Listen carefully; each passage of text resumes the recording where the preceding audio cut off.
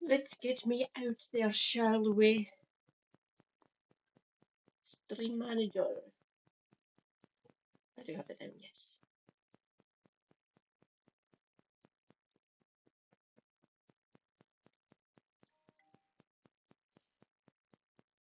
Oh, I'm live.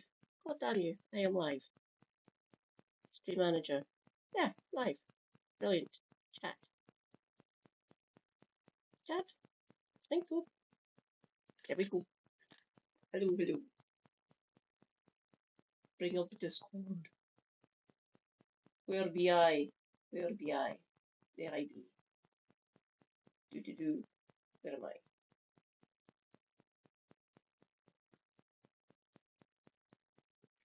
What I did?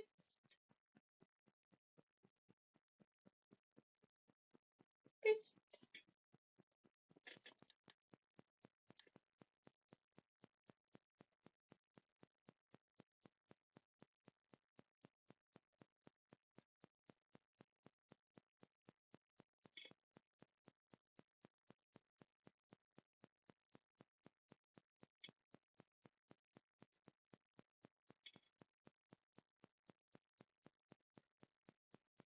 What I did?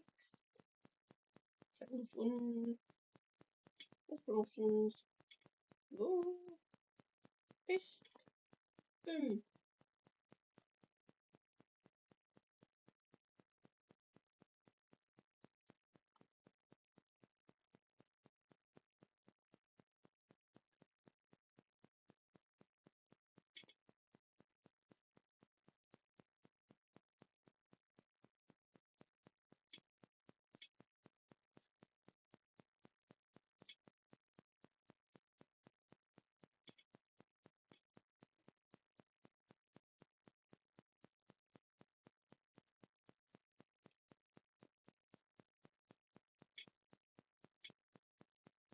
Copy text.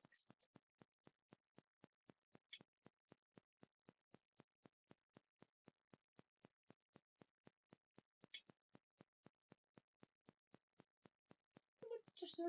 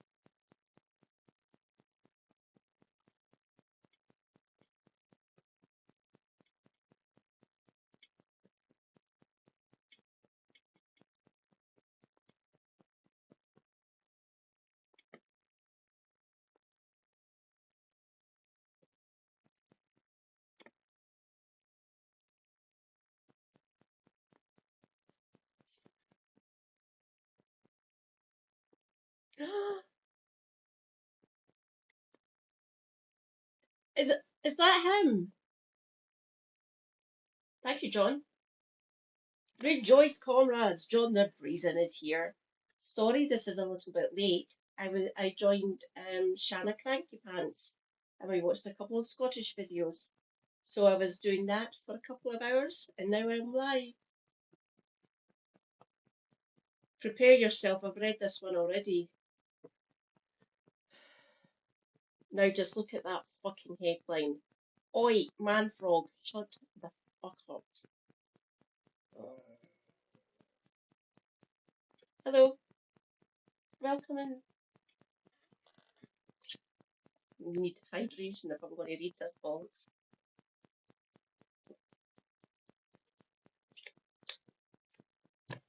Num. It is diluting tropical tonight. I need to rehydrate.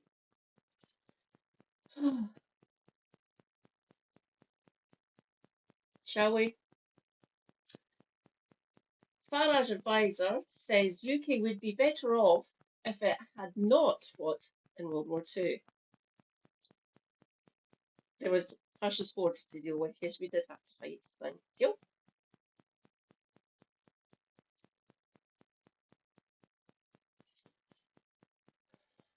An advisor used by Manfrog, there is no Farage, only Manfrog. An advisor used by Manfrog and others in Reform UK to boost their social media popularity has suggested that Britain would be better off had it stayed neutral in the Second World War instead of fighting the Nazis. Fuck off. Jack Anderton, who ran Farage's hugely successful TikTok account,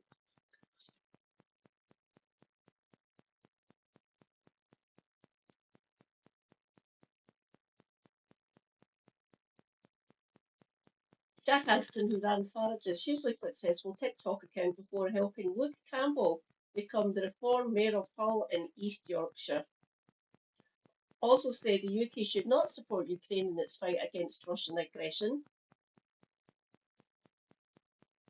Sounds delightful, doesn't it? In a post on his personal blog about Britain's international standing, do we have one? Anderton said that in a future world of meritocracy, the UK could regain former colonies such as Australia, Canada, and South Africa. Yeah, what? It's fucking mental. He added that the UK should copy the policy of mass incarceration carried out by El Salvador's president, Nayib Bukele, widely condemned as an abuse of human rights.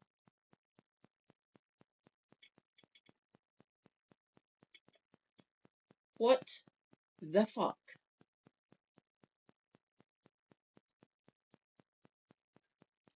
Anderton has never been employed by Reform, but 23-year-old established Farage on TikTok, where he now has 1.3 million followers. What the fuck? Before working closely on Campbell's election campaign.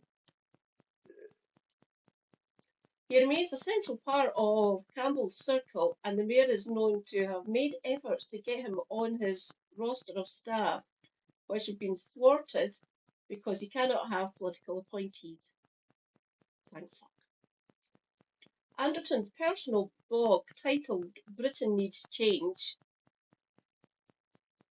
yes it does, but not the kind of change that you're wanting, includes an entry from last year about what he called a self-interested British foreign policy.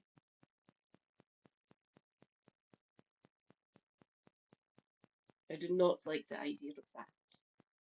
Arguing that the only conflict in the last century that was in UK's interest was the Falklands. Trillions of pounds of British taxes have been spent in foreign lands in the pursuit of democracy, human rights, and doing what is right. Excuse me? The post said more than 1 million British lives have been lost since World War One in wars and battles that have never once been fought by British men on this island. Oh, God. Fighting in both world wars ensured the UK was no longer a great power. What the fuck? We impoverished ourselves for decades. We didn't finish paying off loans to America until 2006. That part is correct. Our economy stagnated. We lost an empire. We were ordered, and there was lots of independence movements. You fucking idiot. And we are pushed around by America. I agree with that. And Germany, a country we beat, has been richer than us since the reason they were richer than us is because the Americans fucking supported West Germany and basically built up their industry.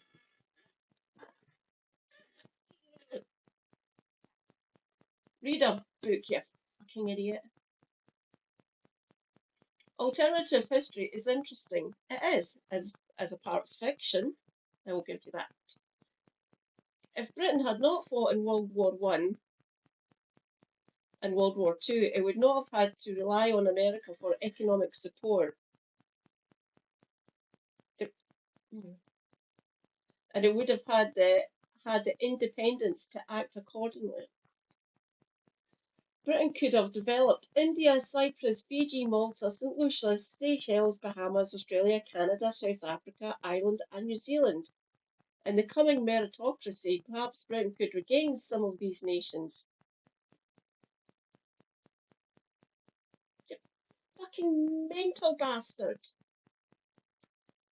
The same post also argues against providing support for Ukraine after Russia's invasion. We are sending billions of pounds that we cannot afford to prop up a country that we have no allegiance to. Russia is not our enemy. They have not attacked Britain.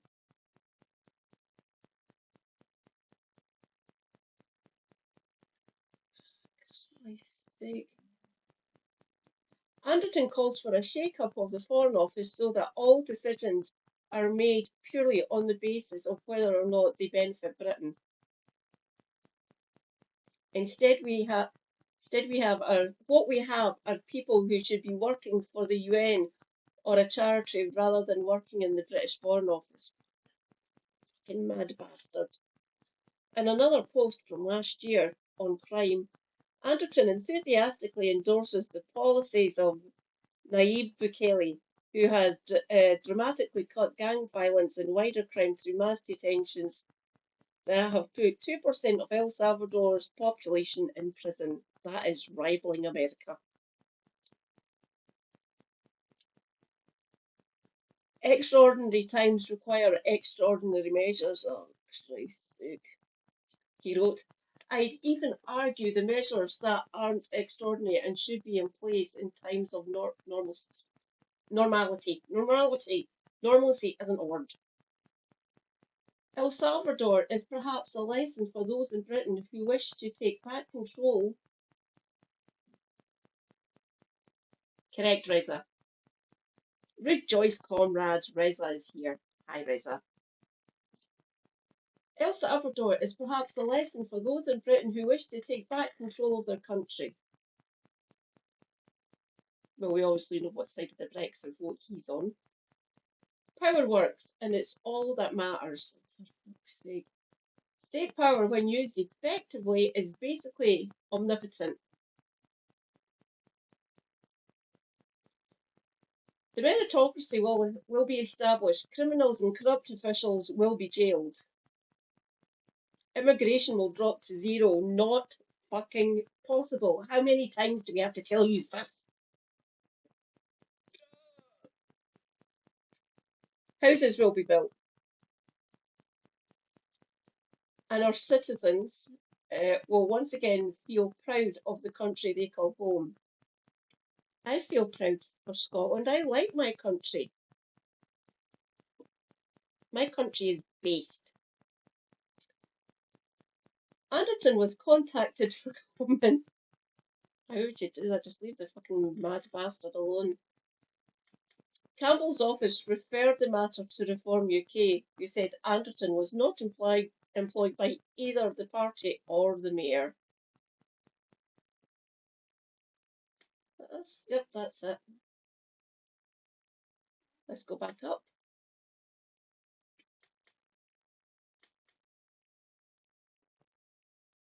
Crazy motherfucker.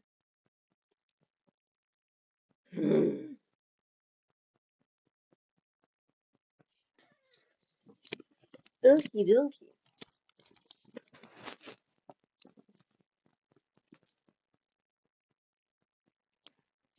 Thank you, you mad bastard. Now stay the fuck away. Seriously? What the fuck?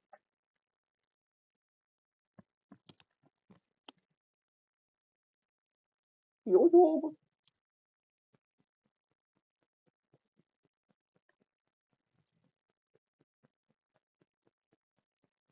Put it on.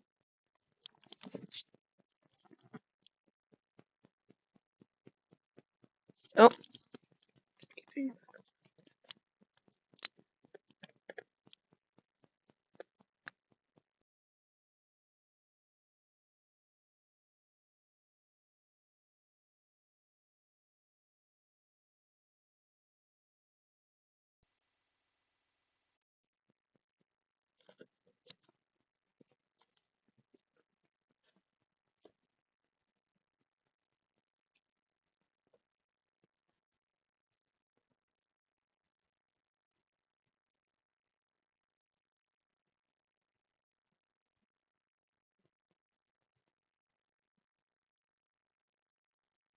Hmm.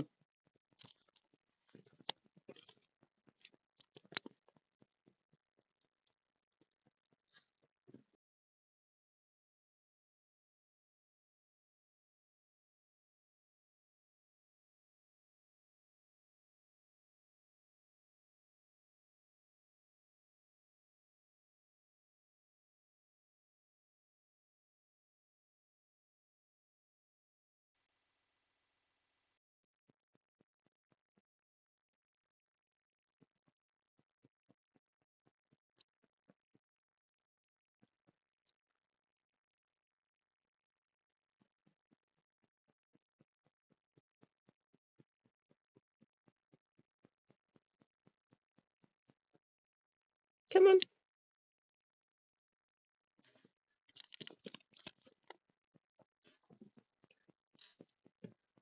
The fuck's going on?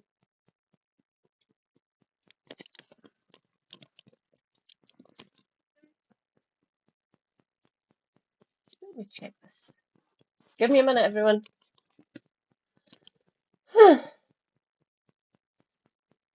Sound?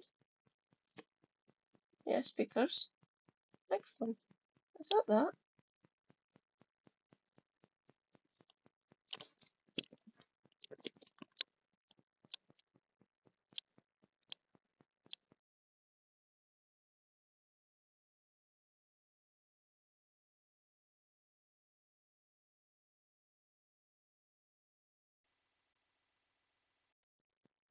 What?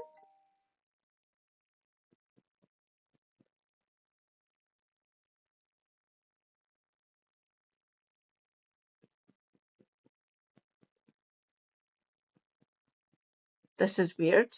Come on, connect.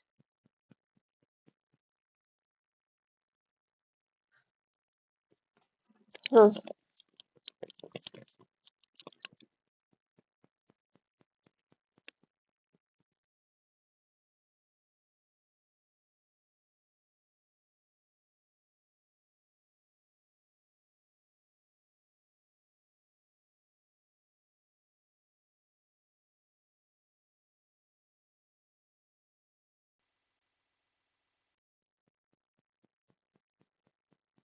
Come on.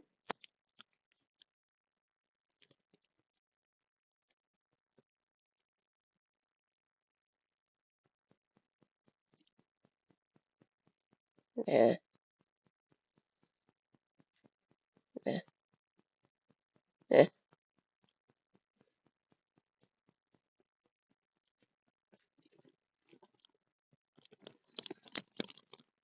Come on.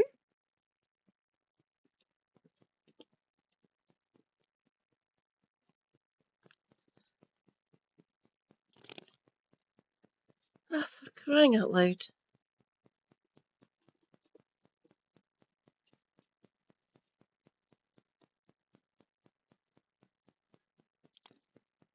Come on.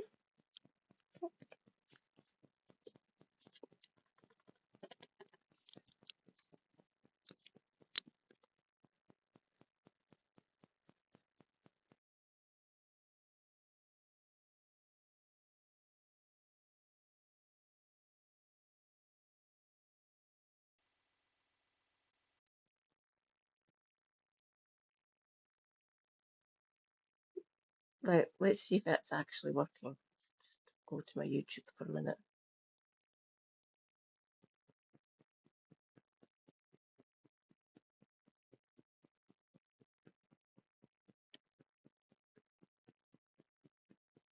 Hmm. Rejoice, comrades. Blimey Redneck is here. Oh, don't worry about it. And rejoice, comrades. Mod extraordinaire, Shanna. Hi, darling.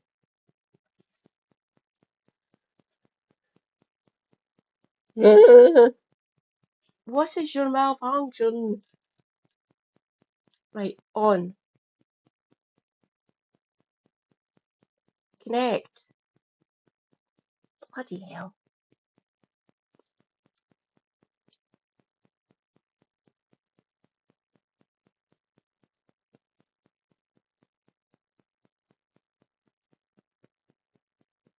Yeah, I'm out. Weird.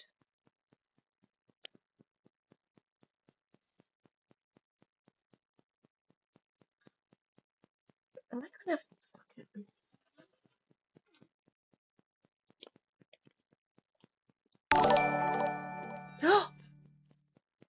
Things be happening.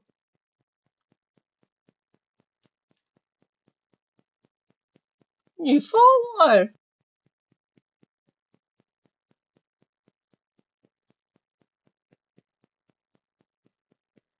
Oh, give me a second. Discord.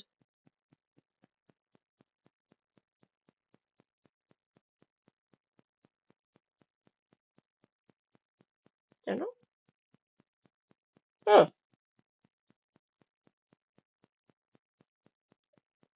I will copy the link so you can join. Hello, James. Welcome. I am MadCat79 Scotty I.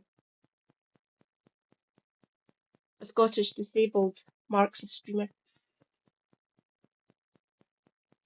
Give me a minute. I am going into Stream Manager. Do. Go to the chat.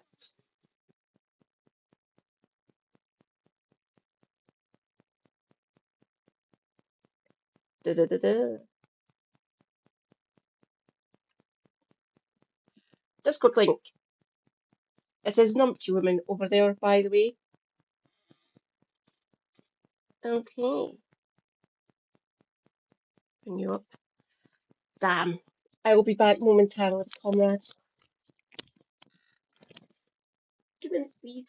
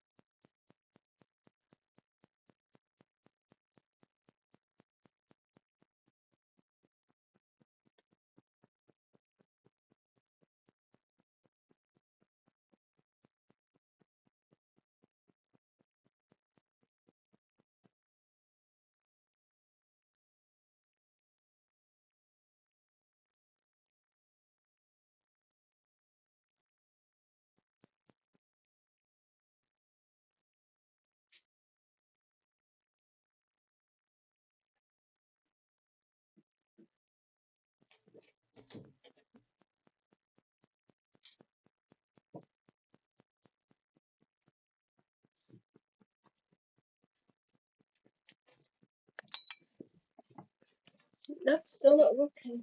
Great.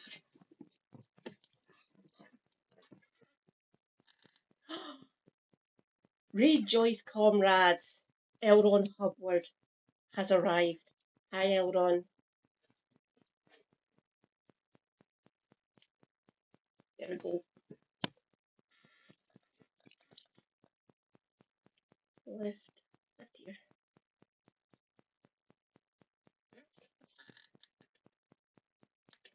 Yay. Much better.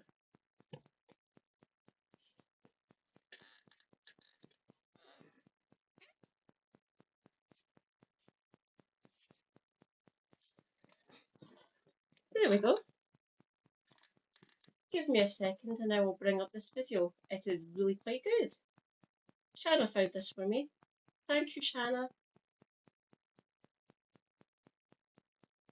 Is that the right one? 15 minutes. There we go. Da da da da. Take it away. While ending in a scoreless draw, ignited the global passion. What if I told you that every time you use an ATM, hop on a bike, or chill your drink, you're living with a bit of Scottish brilliance? Scotland's impact goes far beyond whiskey and the Loch Ness Monster. Let's pull back the tartan curtain on the inventions and surprises that make Scotland one of the world's most influential little countries. Before we start, please forgive any slips in pronunciation or lack of an authentic Scottish accent. Being Hungarian, I deeply respect the Scottish way of speaking, but I'm still learning, and I warmly welcome your corrections, additions, or any new facts you think should be featured, whether in the visuals or the script itself. Fact 1. The bagpipe, Scotland's national instrument. If there's a sound that instantly evokes Scotland, it's the wailing, haunting call of the great Highland bagpipe. This ancient instrument, now officially recognized as Scotland's national instrument, wasn't actually invented in Scotland, but has become as deeply woven into Scottish culture as tartan and whiskey. The bagpipe's distinctive sound comes from air pushed through reeds, creating both melody and drone, and it is the centerpiece of traditional ceremonies, Highland games, and even somber occasions like funerals. Why? Damn, I don't have any mods in my chat just now. That needs pinned. Give me a minute. Go over to my Discord, to my stream manager. Stream manager, if you please.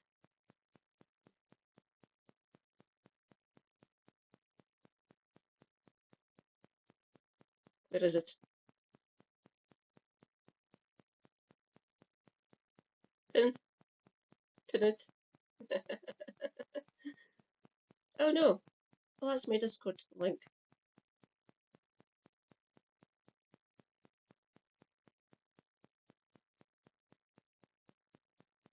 Pin that one as well. Yeah.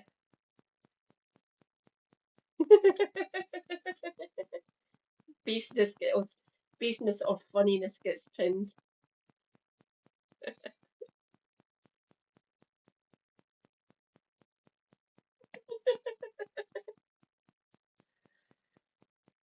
I've never heard it described like that, but yeah, I suppose it does sound like a orthodox.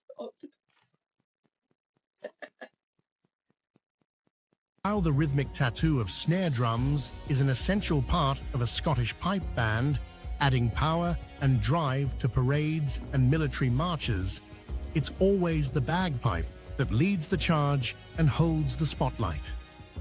The pipes themselves have a long, proud history in Scottish regiments, believed to inspire courage in battle, and even once banned by English rulers as an instrument of war.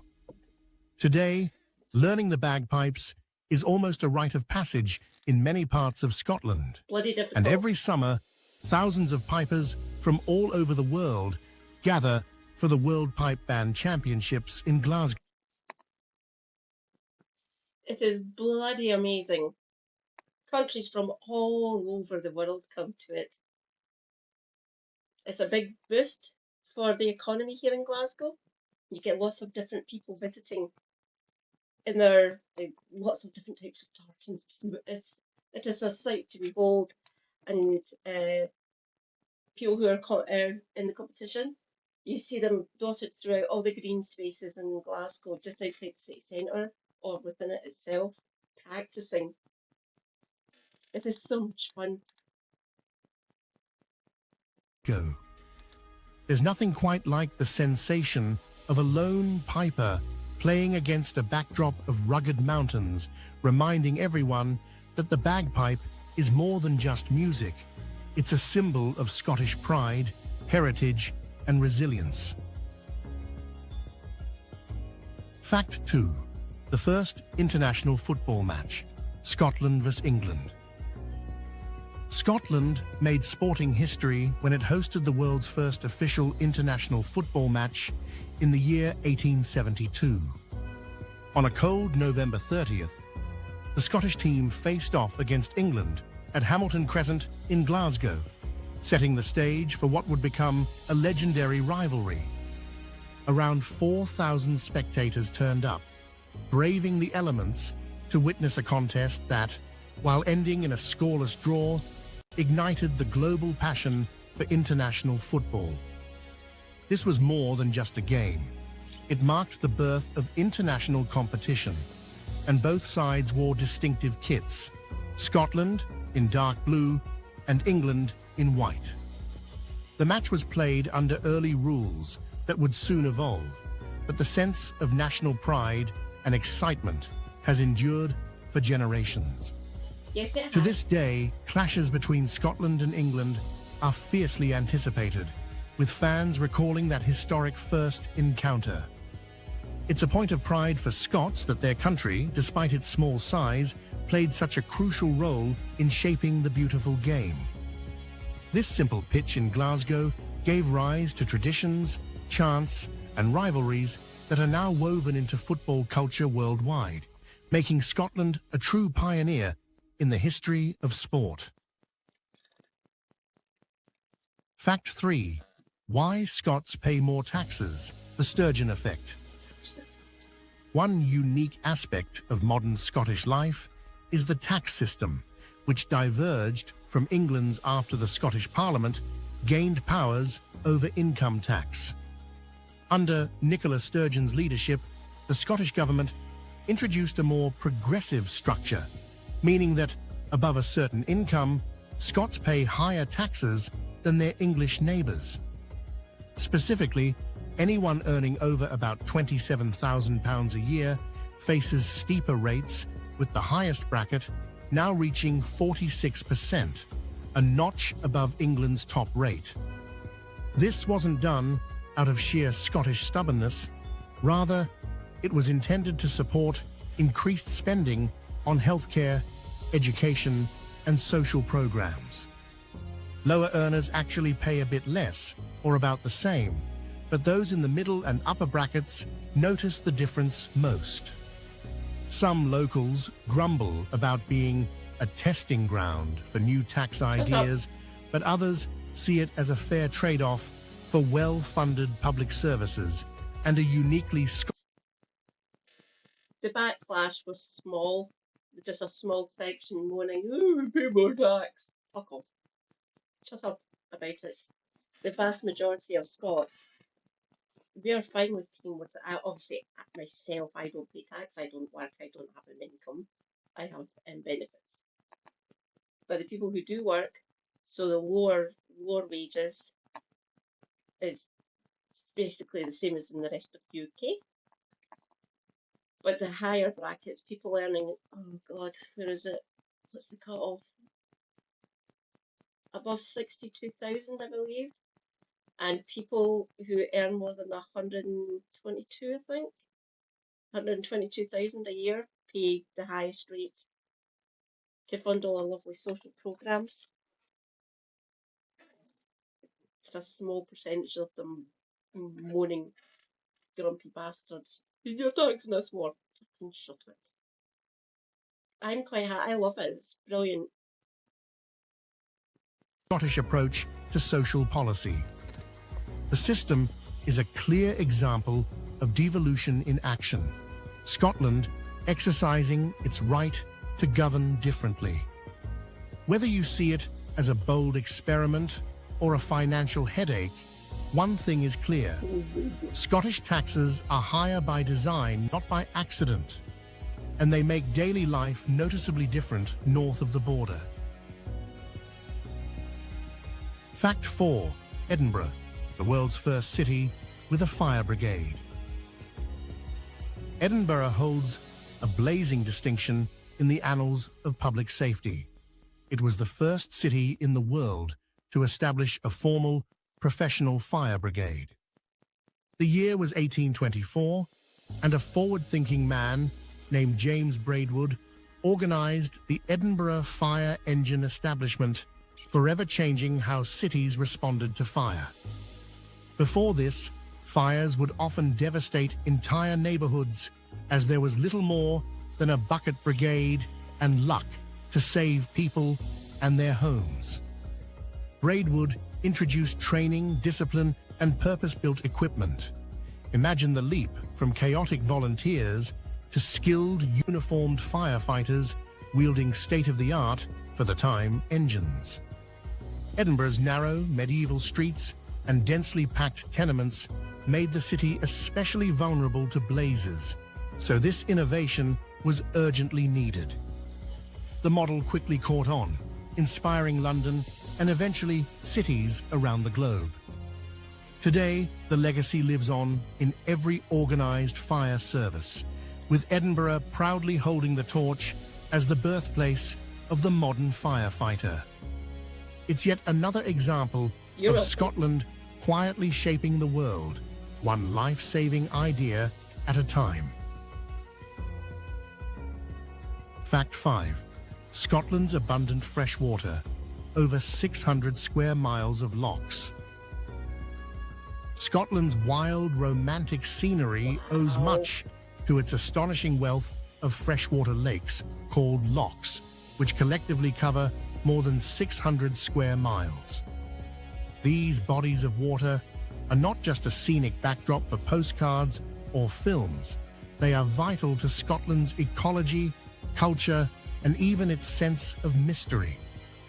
The most famous, Loch Ness, is legendary for the elusive Nessie, while Loch Lomond, the largest by surface area, is beloved for its tranquil beauty and tiny wooded islands. In fact, Scotland has thousands of lochs, from vast stretches you can sail across for hours to hidden gems tucked in remote glens, only accessible on foot. These lakes are crucial habitats for rare fish, birds, and plants, and they provide drinking water to millions. For locals and visitors alike, lochs are a source of recreation, fishing, kayaking, and even wild swimming. What you can see on your screen right now is Urquhart Castle on the banks of Loch Ness. Super Hubby has been to it. I have not been to Urquhart yet, but look at it. Gorgeous, isn't it? And yet, more water in this one place than all the lakes in England and Wales. Rejoice, comrades! Philippe is here. Hi, Philippe. Welcome, welcome. Video about my gorgeous homeland. Urquhart Castle, you can see on the banks of Loch Ness. Hello, hello. I will get up to it, do not worry. I will take photos, I will post them in the Discord. Now, if I had a scanner, and I can be arsed doing it, I will go through the pictures that Super Hubby took of this place when he was there fucking decades ago. This was well before he met me, that he was up there. I can't remember when Urquhart was built. 1500s? Give me a minute, I will check. I will tell you. Or good. Or good.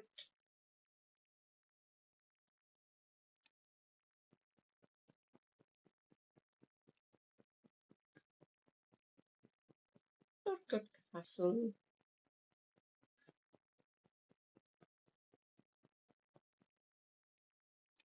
Do do do do.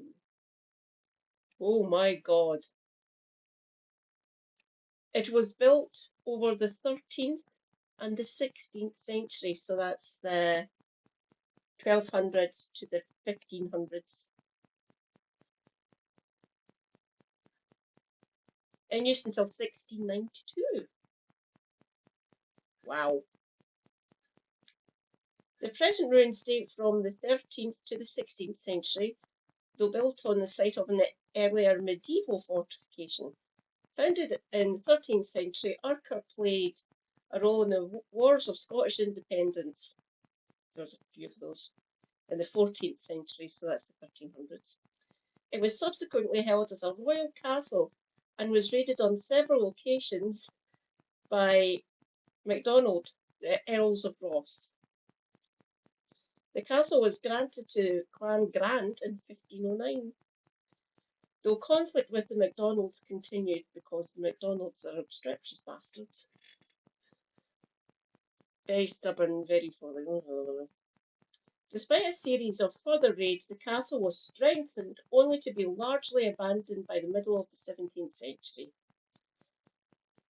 Urquhart was partially destroyed, slighted is the term, in 1692 to prevent it renewed by the Jacobites, because God forbid we're allowed to fight for our own freedom, and subsequently fell into decay. It is still gorgeous, as you can tell.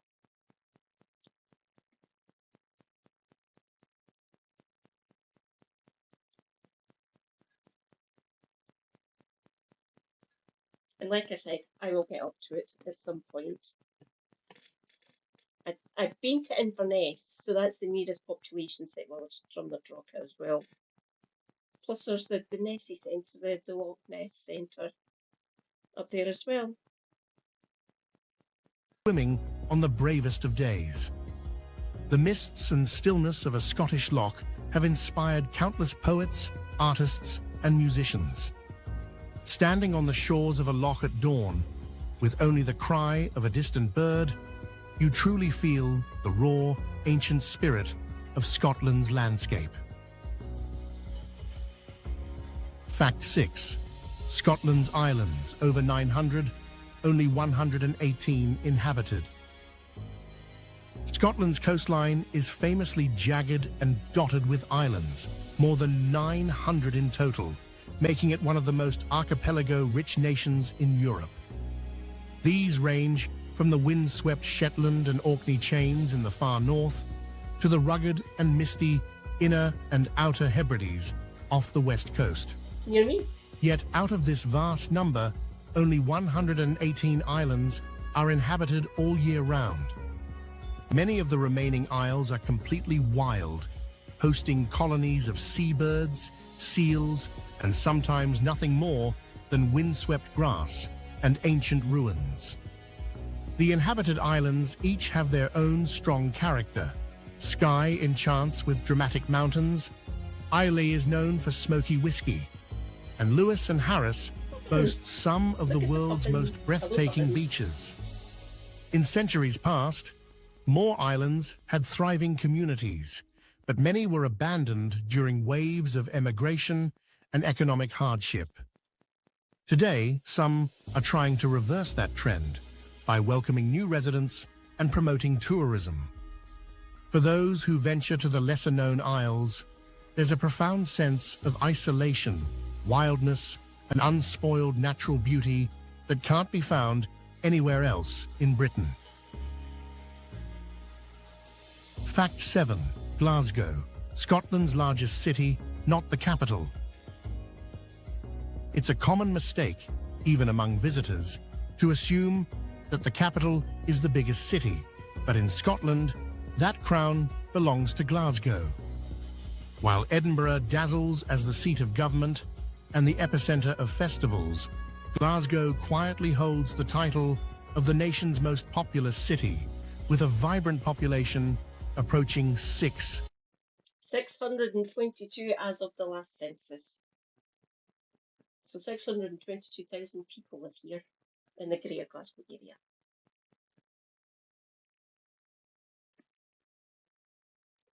Wow. What you can see on your screen right now is Glasgow Royal Infirmary.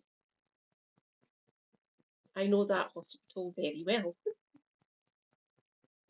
So the one furthest down here, you can see, where's this one here in the old building is where I was when I had those blood clots.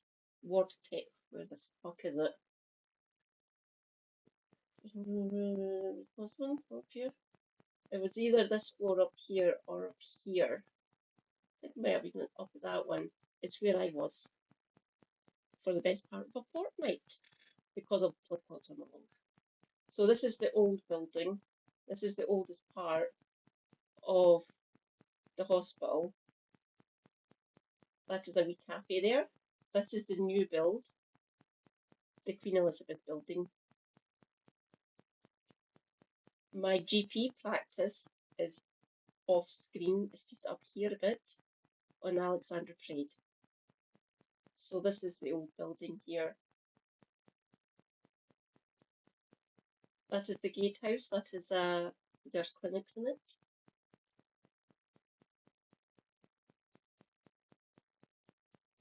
May I feast on the what?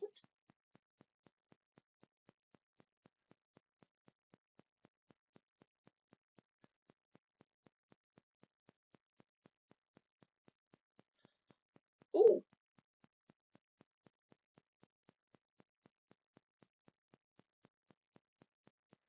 don't worry, Lingy. So this is one of the oldest infirmaries in the UK.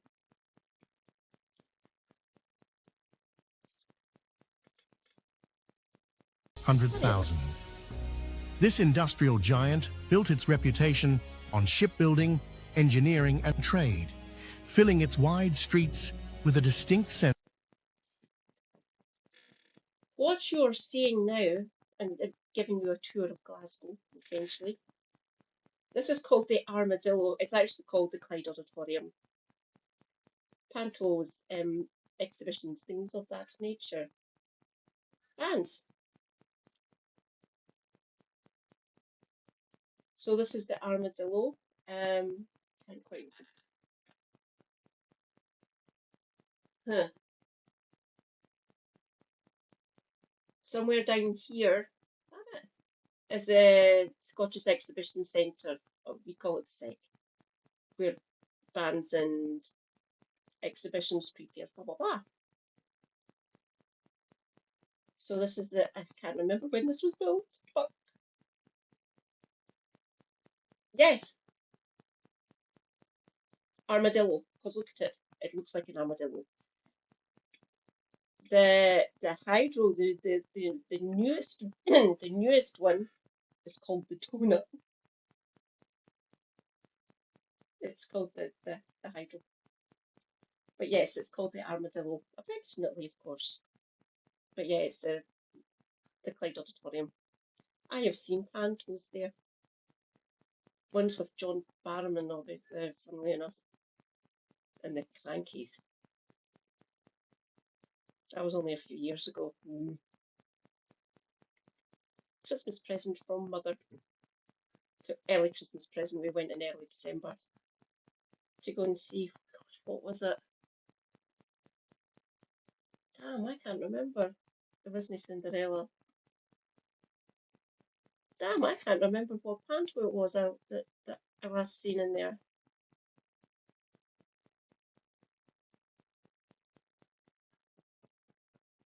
It wasn't early on.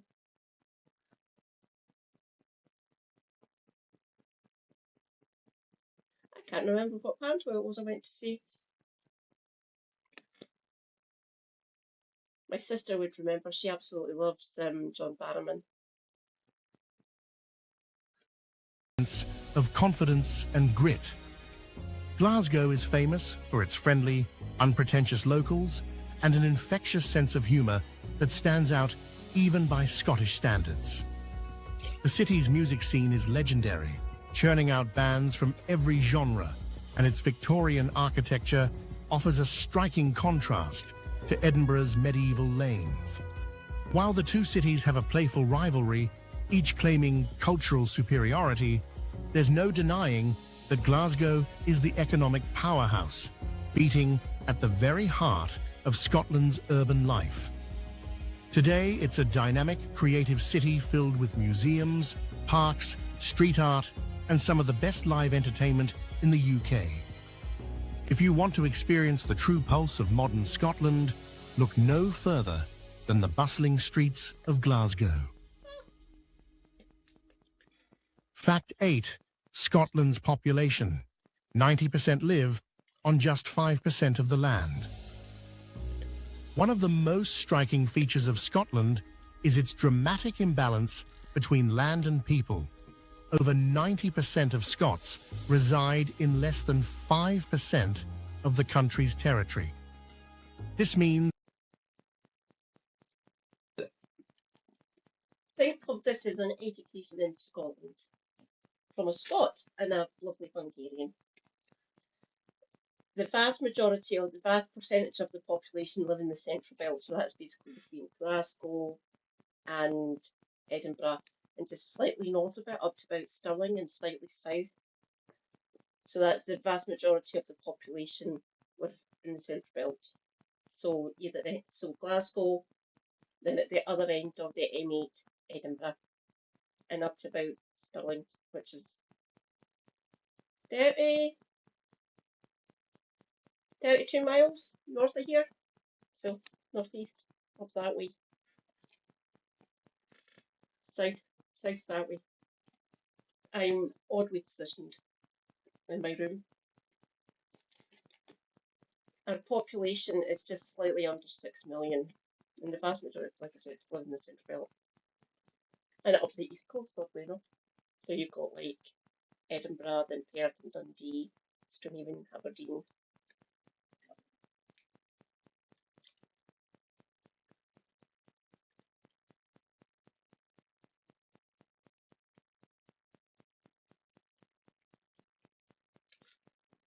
Oh, I'll need to go and get my other water when I finish this one. You can go there, you come back.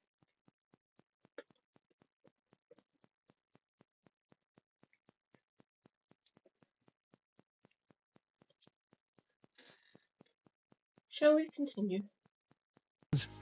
the vast majority are clustered in cities and towns like Glasgow, Edinburgh and Aberdeen, leaving the highlands, islands and rural glens hauntingly empty. Centuries ago, these wild regions teemed with farm. Not me. I am not a southerner. I am from Perth, northeast. So not just a little bit away from the coast, but it's on the banks of the River Tay.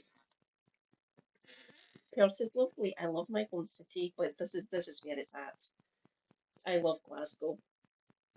And according to Super Rugby, I'm not Glaswegian. I didn't go to school here, and that's one of the qualifiers to be classed as Glaswegian. Fuck off! I've lived here longer. I moved down to Clydebank when I was 18, and I am now 46. So I've been here for nearly 30 years. Terrifying, really. So no, I'm not a southerner. Shut it, Limey.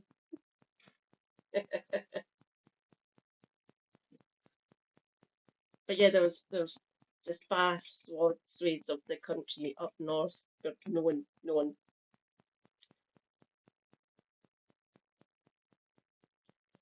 Very unique. Farming communities and clan settlements, but events like the Highland clearances, economic change, and the lure of urban jobs have hollowed out much of the north and west. Today, journeying through the highlands, you can drive for miles and encounter nothing but rugged moors, ancient ruins, and herds of red deer.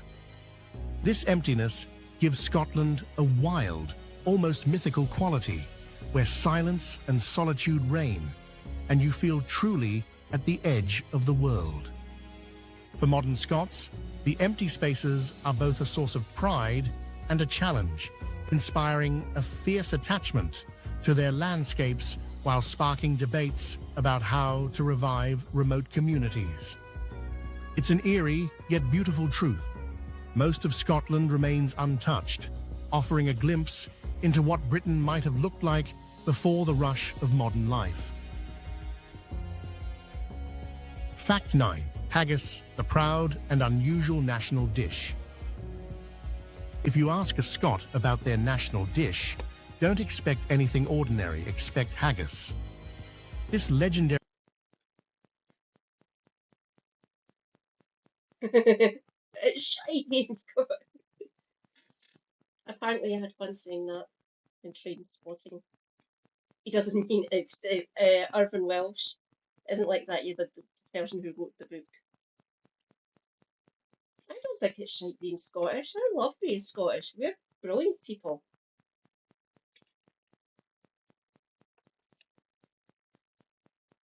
Unstoppable friends and implacable enemies. So don't piss us off. We'll never fucking forget it.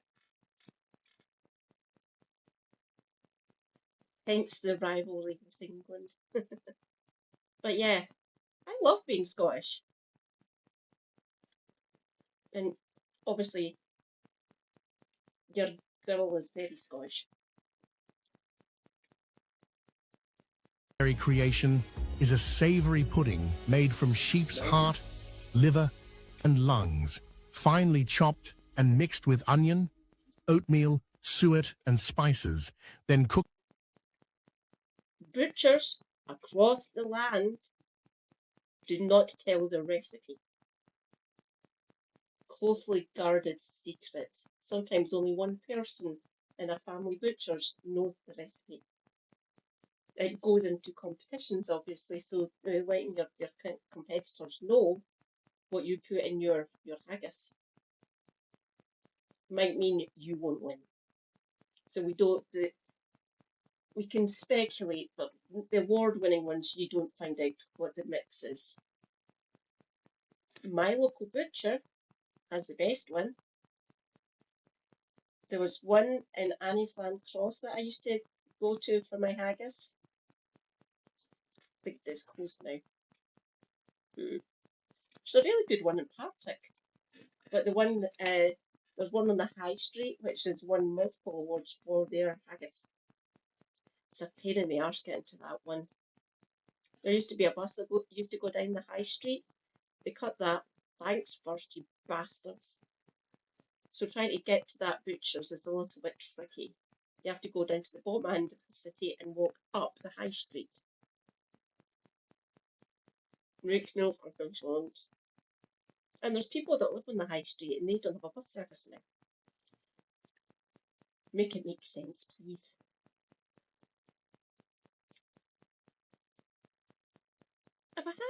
Have I had any of the haggis from the butchers in Perth? I can't remember. Probably. But the ones in Glasgow and a lot of the ones up north in like Stonehaven, Aberdeen and Inverness, they hide in their haggis. Do not ask the butcher for the recipe, obviously. Just say, give me haggis. And he will give you haggis. The best thing I love about haggis pakora. If you're ever up here, go to an Indian and ask for haggis pakora. It is fucking delicious. Nom nom nom. Seriously, I could just eat a mountain of them. Cooked inside a sheep's stomach. To outsiders, the description might sound like something straight out of a dare, but for Scots, haggis is a culinary badge of honour, celebrated every January on Burns Night with poetry, whiskey and pride. Its origins are humble, born from a tradition of using every part of the animal and stretching resources in hard times. Haggis is typically served with neeps and tatties, that's mashed turnips and potatoes, and often topped. Neeps. Swedes are people from Sweden. That is a neat.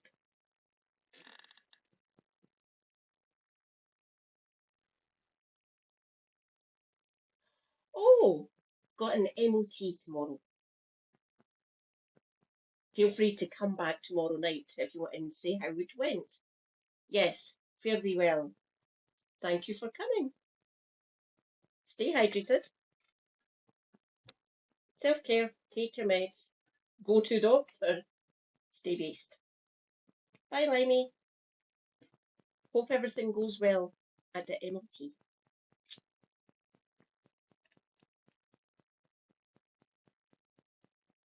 With a splash of whiskey sauce for good measure.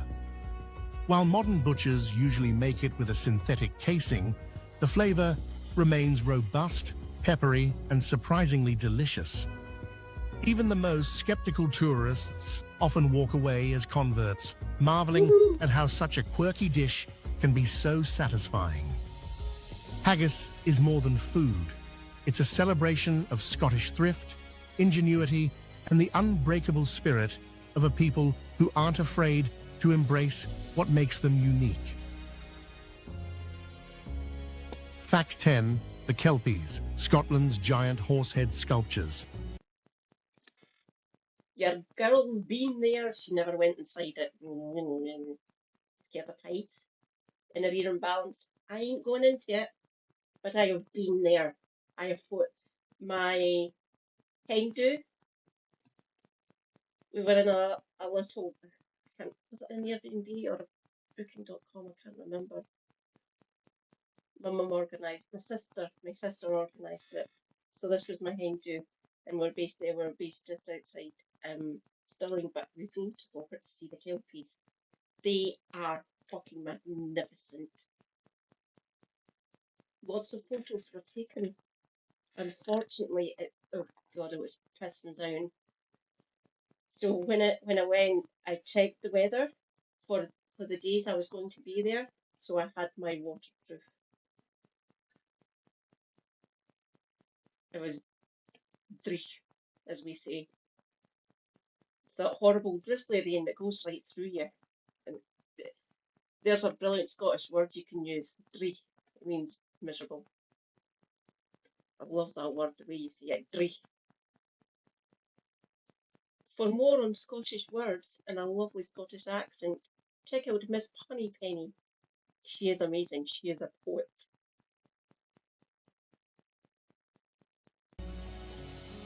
Towering almost 100 feet above the Forth and Clyde Canal in Falkirk, the Kelpies are two monumental horsehead sculptures that have captured the imagination of locals and tourists alike. Created by Scottish sculptor Andy Scott and unveiled in 2014, these shimmering steel giants pay homage to both the legendary Kelpies of Scottish folklore, shape-shifting water spirits often depicted as horses, and the mighty Clydesdale horses that once powered Scotland's industry and canals. The Kelpies aren't just impressive in size, they're engineering marvels, made from hundreds of tons of steel, with every curve reflecting both raw strength and elegant artistry. At night, the sculptures glow with changing lights, casting dramatic reflections over the water and creating a truly magical atmosphere. Visitors can even step inside one of the Kelpies to learn about the art, myth, and engineering behind these icons. With nearly 1 million visitors in their first year, the Kelpies have quickly become one of Scotland's most beloved modern landmarks. They stand as a bold testament to Scotland's ability to fuse tradition and innovation, myth and modernity, all in the heart of the Central Belt. Fact 11. The raincoat, a Scottish invention by Charles Mackintosh.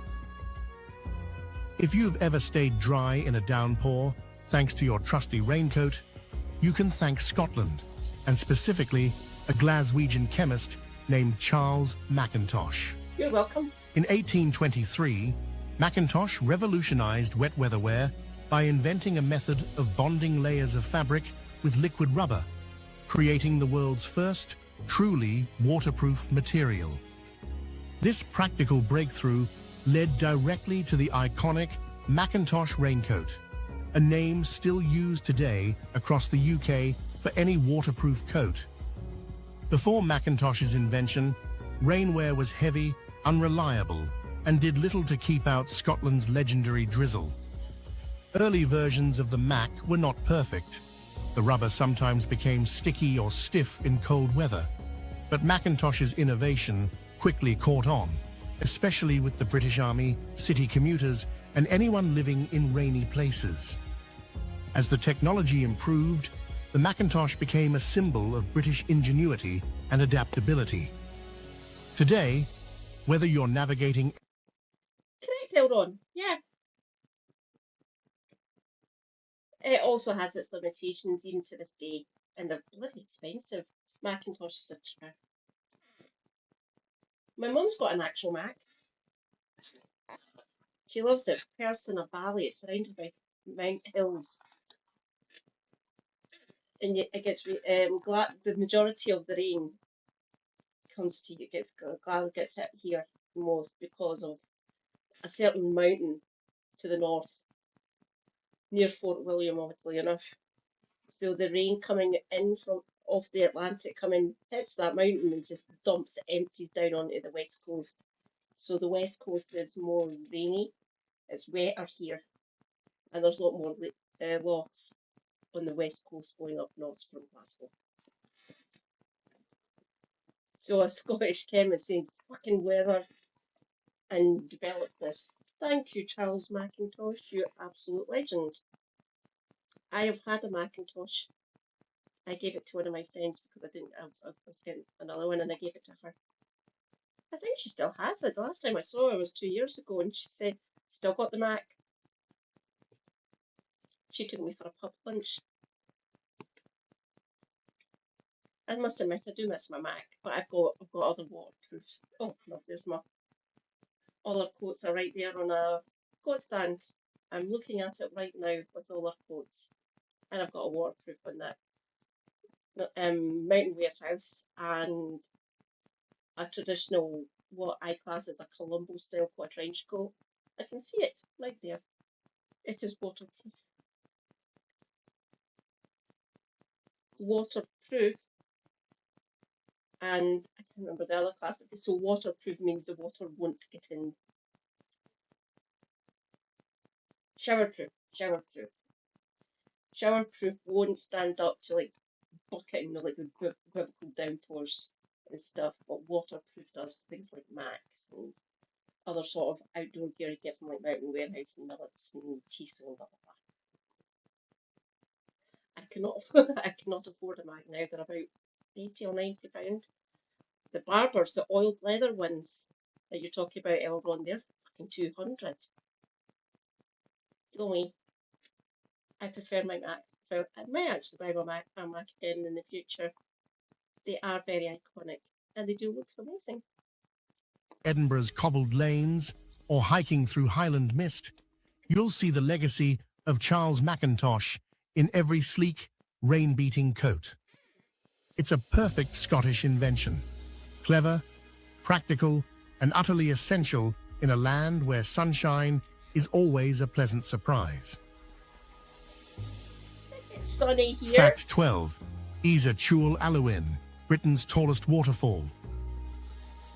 Deep in the rugged landscape of northwest Scotland, you'll find Isa Chual Alwyn, a natural wonder that claims the title of the tallest waterfall in Britain. Plunging a jaw-dropping 658 feet, around 3 times the height of Niagara Falls, this slender, ribbon-like cascade tumbles down a sheer cliff into the lonely Glencoul Valley. Unlike more famous waterfalls, Isa Chual Alwyn is remote and wild, reachable only by an arduous 6-mile hike across boggy moorland or by boat along Loch Glencoul, followed by a tough scramble. The name, pronounced S-Uhu al-Ahlin, means waterfall of the beautiful tresses in Gaelic, a poetic nod to the way the water Alex. splits and flows like long hair over the rocks. Depending on recent rains, the falls can transform from a delicate trickle to a roaring spectacle that fills the valley with mist and thunder. Few travelers make the journey, but those who do are rewarded with one of the most breathtaking and untouched scenes in all of Scotland, a place where the land's raw power and beauty are on full, awe-inspiring display. Fact 13. Scotland's literary heritage, a land of world-famous writers. Scotland punches far above its weight when it comes to literature, producing some of the world's most celebrated poets, novelists, and storytellers.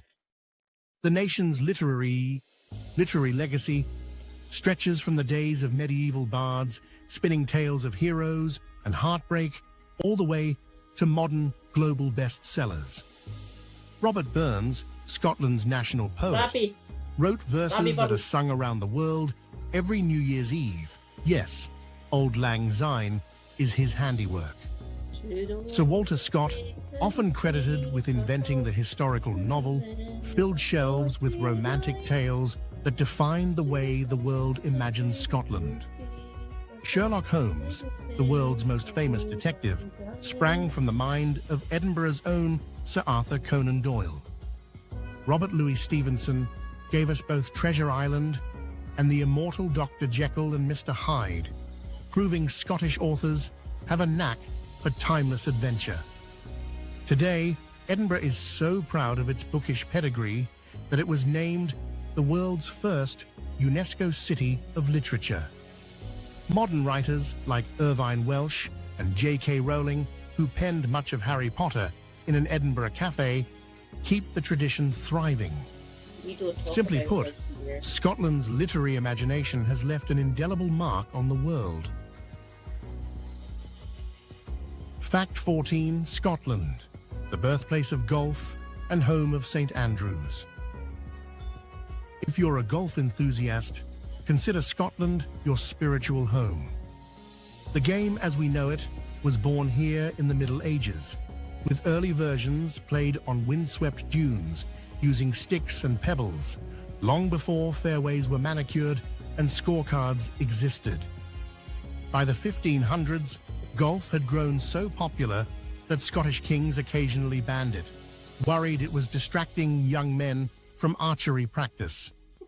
Fast forward to today, and Scotland boasts the highest density of golf courses per Scotch. Born and brought up here, Edinburgh. This Scotch.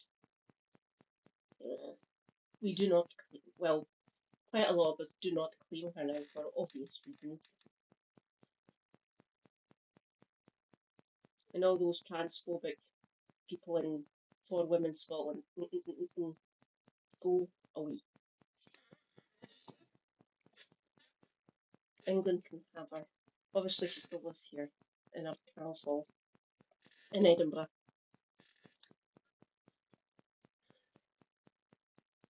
Now, if the Scottish identity can be rescinded,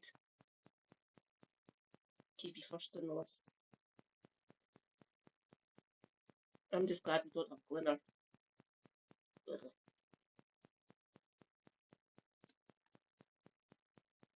capita in the world, making it a paradise for players of every level. Nowhere is this legacy more celebrated than in St. Andrews, a seaside town affectionately known as the home of golf. With just 18,000 residents, St. Andrews boasts an incredible 12 golf courses, including the legendary Old Course, where people have been teeing off for over 6. It's called the Royal and Ancient, by the way.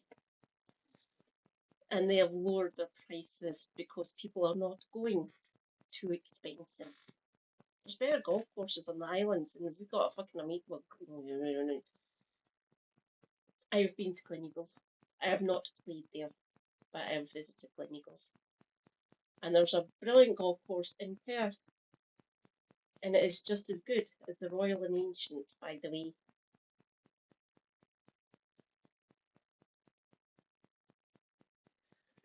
I wonder if Tangerine Menace has played at the Royal and Ancient.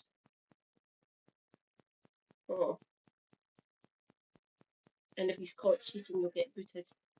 I wonder if they'll still stick to that if he ever goes and plays there, if he's played there at all. Obviously, he's got his own, he's got Turnbull, and he's got the one up in Many State. I don't want him to visit my country. My country, mine's.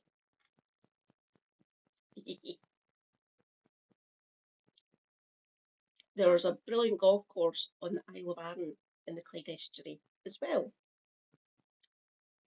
Centuries.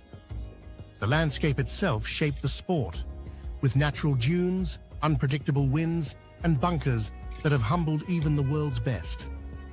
From rural village greens to world-famous championship links, golf in Scotland is more than a pastime. It's a national obsession, a source of pride, and a living link to the country's storied past. If you ever dream of walking in the footsteps of golf's pioneers, there is truly nowhere like Scotland. And finally, fact 15, inventions that power everyday life. When you grab cash from an ATM, chill your groceries, hop on a bike, or get a medical scan, you're touching the genius of Scottish inventors. In 1966, James Goodfellow of Paisley revolutionized global banking by inventing the ATM and, crucially, the PIN system, now used billions of times a day for secure transactions around the world. You're welcome. Your refrigerator owes its existence to Dr. William Cullen of Glasgow, who in 1748 demonstrated artificial cooling, laying the groundwork for the modern fridge and the safe storage of food everywhere. The simple pleasure and practicality of cycling was born in 1839, when blacksmith Kirkpatrick Macmillan from Dumfries added pedals to a hobby horse, creating the first pedal-powered bicycle and giving us freedom on two wheels. Meanwhile, in the world of medicine, the first full-body MRI scan was produced at the University of Aberdeen in 1980, forever changing how doctors look inside the human body. These Scottish breakthroughs have quietly become the backbone of daily routines and modern healthcare, proving that this small nation's spirit of innovation continues to shape how the entire world lives, works, and moves. Thank you for joining me on this journey through Scotland's most surprising inventions and hidden wonders. If you enjoyed these facts, don't forget to hit that like button and subscribe for more incredible discoveries from around the world. Have you ever used one of these Scottish inventions without realizing it? Share your thoughts or any fun Scottish stories in the comments below. I read every one. And as always, if you know a fact I missed, correct me or add it to the list. Your knowledge makes this community stronger. Check out this video for even more Scottish facts.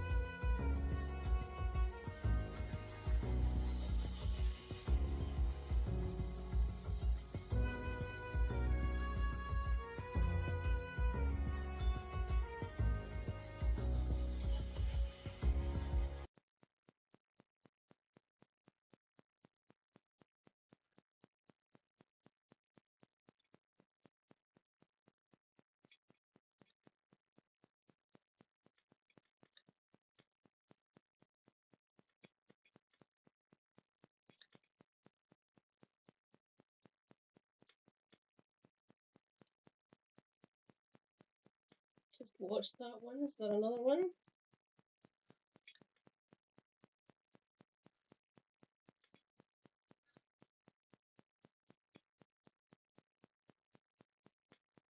Hmm.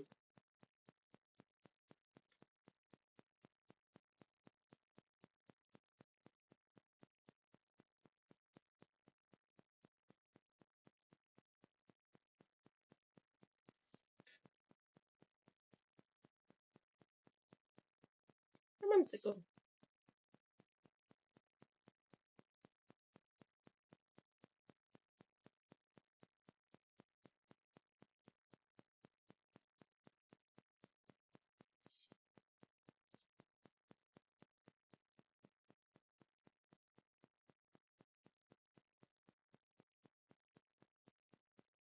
What's that?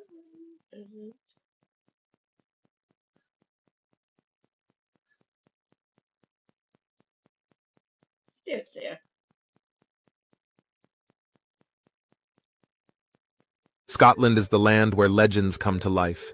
Ancient villages predate the pyramids, and local language paints every snowstorm with poetic flair. In this documentary, I'll reveal 15 incredible facts, from banned sports to flaming Viking ships, that prove Scotland's magic isn't just a myth, plus a bonus section on what it really takes to settle down here. Get ready for science, mystery, and more than a few laughs as we tour everything, from thousands of year-old yew trees to penguins with military ranks. Every fact in this video is stranger, richer, and more surprising than the last. Stick around. Scotland is about to surprise you at every turn.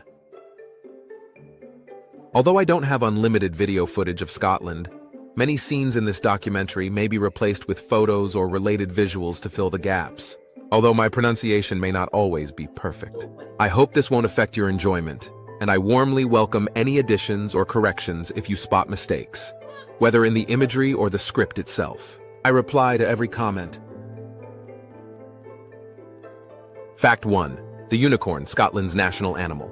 It may sound like a medieval prank or a marketing ploy from a fantasy novel, but in Scotland, the national animal is none other than the unicorn. This isn't a new internet trend or a modern attempt to be quirky. The unicorn has been a key part of Scottish royal symbolism since the late Middle Ages. Why? The unicorn was seen as a symbol of purity, strength, and wild, untamable freedom virtues the old Scottish kingdoms desperately wanted to project, especially when facing off against their southern neighbors. The unicorn appears on Scotland's royal coat of arms, often depicted chained, a nod to the belief that only a true king could tame such a beast. This choice reflects Scotland's deep connection with myths and legends, and perhaps a touch of national defiance. After all, while the rest of the world chose lions and eagles, the Scots chose something impossible to catch. Even today, you'll spot unicorn statues on historic buildings and government documents. It's the sort of bold, whimsical choice that could only come from a country where folklore isn't just history. It's part of daily life. Fact 2. The world's shortest flight. Orkney's sky-high shortcut. Imagine boarding a plane, buckling your seatbelt, and before you can finish the safety instructions, you're already landing. That's exactly what happens in Scotland's Orkney Islands, where the scheduled flight from Westray to Papa Westray holds the world record for the shortest commercial route. The journey covers a mere mile and a half, less than the length of most airport runways in New York or London. The whole flight takes around 90 seconds in good weather, and sometimes as little as 50 seconds if the wind is right. Pilots say it's barely enough time to check their instruments, let alone sip a cup of tea. Locals use it for everyday travel, school runs, and medical appointments, while adventurous tourists ride just for the bragging rights and a selfie in the world's tiniest terminal. The route is run by a rugged little Britten-Norman Islander plane that can carry only 8 people at a time.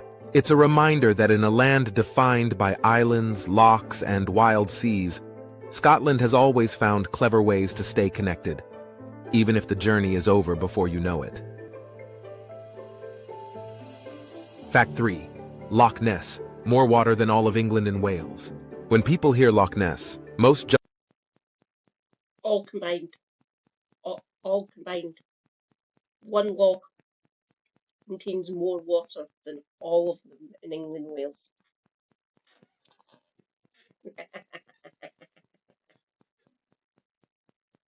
Loch Ness again.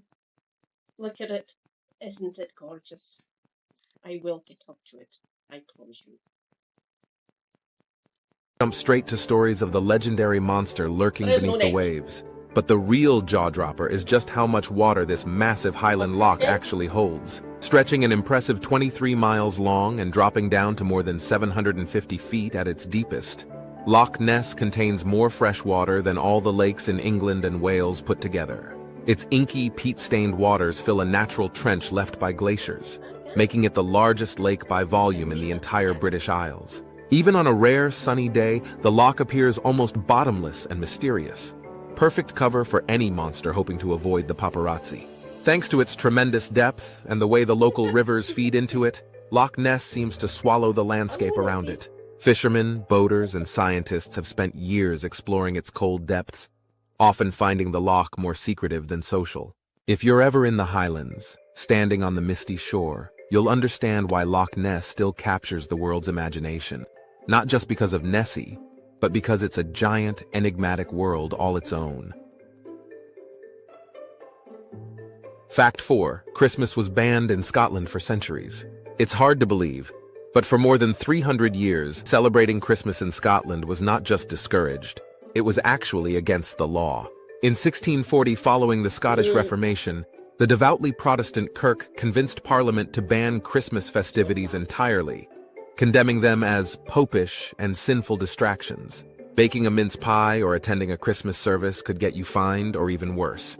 This ban lasted until the late 1950s, making Christmas Day just another ordinary workday for generations of Scots. Instead, Scotland developed its own distinctive winter traditions centered around Hogmanay, the boisterous New Year's celebration that features torchlight parades, first footing, and wild street parties. To this day, Hogmanay is often bigger than Christmas north of the border. The Christmas ban left deep marks on Scottish culture. Old-timers still recall when exchanging gifts or putting up decorations was a quiet, private affair. Now Christmas in Scotland is every bit as joyful as anywhere else, but the echoes of that unusual past still give Scottish winter a unique flavor. Only in Scotland could a religious crackdown end up making New Year's the ultimate national holiday. Fact 5 up, Hellscape, Scotland's flaming Viking festival. Each January, as winter's darkness grips the far north of Scotland, the islands of Shetland come alive with fire and fury during the legendary Up Hellscape festival. This isn't your standard town parade. Hundreds of geysers dress as Vikings, complete with armor and axes, and march through Lerwick's streets by torchlight. The climax? They set a hand-built wooden longship ablaze, sending sparks flying into the night sky while the crowd belts out ancient Norse songs. Up Hellscape was created in the late 19th century as a rowdy way to blow off steam at the end of Yule, but its roots go back much further, reflecting Shetland's 6th-century-long history as part of the Old Norse world. In fact, the islands only officially became Scottish in the 15th century, when the King of Norway pawned them to pay a royal dowry.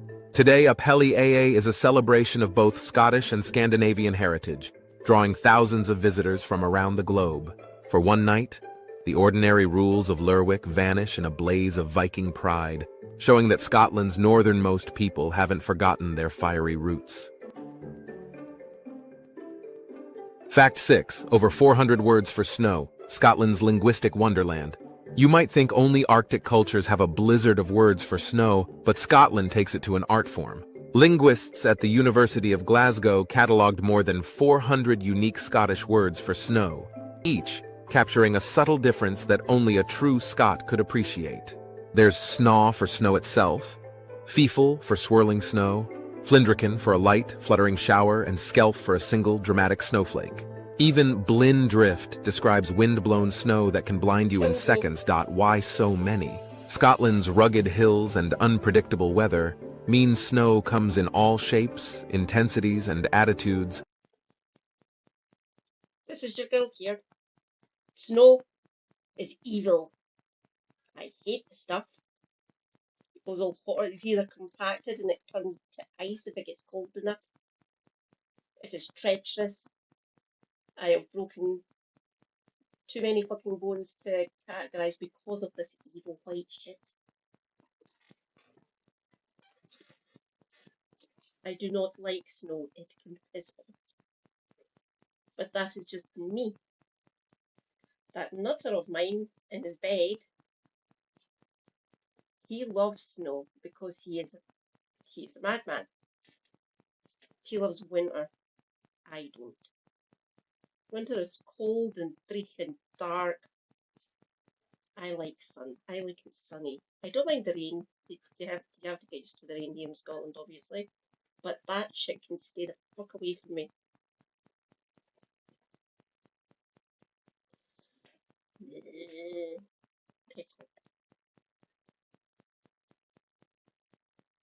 And over centuries, Scots invented vocabulary to match every snowy mood. These words come from Scots and Scottish Gaelic, reflecting both the nation's linguistic history and its relationship with the elements. On a snowy day, you might find yourself using half a dozen different words just walking to the shop. It's not just about language. It's a glimpse into how Scottish people see, endure, and even celebrate the weather that has shaped their land and culture for generations. Fact 7. Scotland leads the world in free period products. In 2022, Scotland made history by becoming the first country on the planet to offer free period products to everyone by law, a move that put compassion and practicality before politics. After years of campaigning against period poverty, the Scottish Parliament passed the Period Products Act, ensuring that sanitary pads and tampons are available for free in schools, libraries, community centers, and countless other public buildings. The aim is simple but powerful. No one should miss work, school, or everyday activities because they can't afford essential hygiene products. This policy didn't just grab headlines, it's changed thousands of lives, leveling the playing field and helping to break an old taboo around menstruation. It also inspired activists and lawmakers worldwide, putting Scotland at the forefront of a modern movement for equality. The rollout has involved everyone from local councils to sports clubs, with some football stadiums even stocking products in their restrooms. In classic Scottish style, the law is straightforward, no-nonsense, and deeply humane, a shining example of a small country making a massive difference. Fact 8. Irn-Bru, the bright orange national icon. Forget Coca-Cola. Scotland has its own fizzy Irn-Bru. Irn-Bru. Sorry, Andy.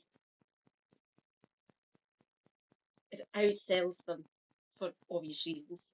It is delicious. The sugar tax has fitted because they caved in, they got rid of it so they didn't want to pass it on to their customers. I don't think it would have affected sales really.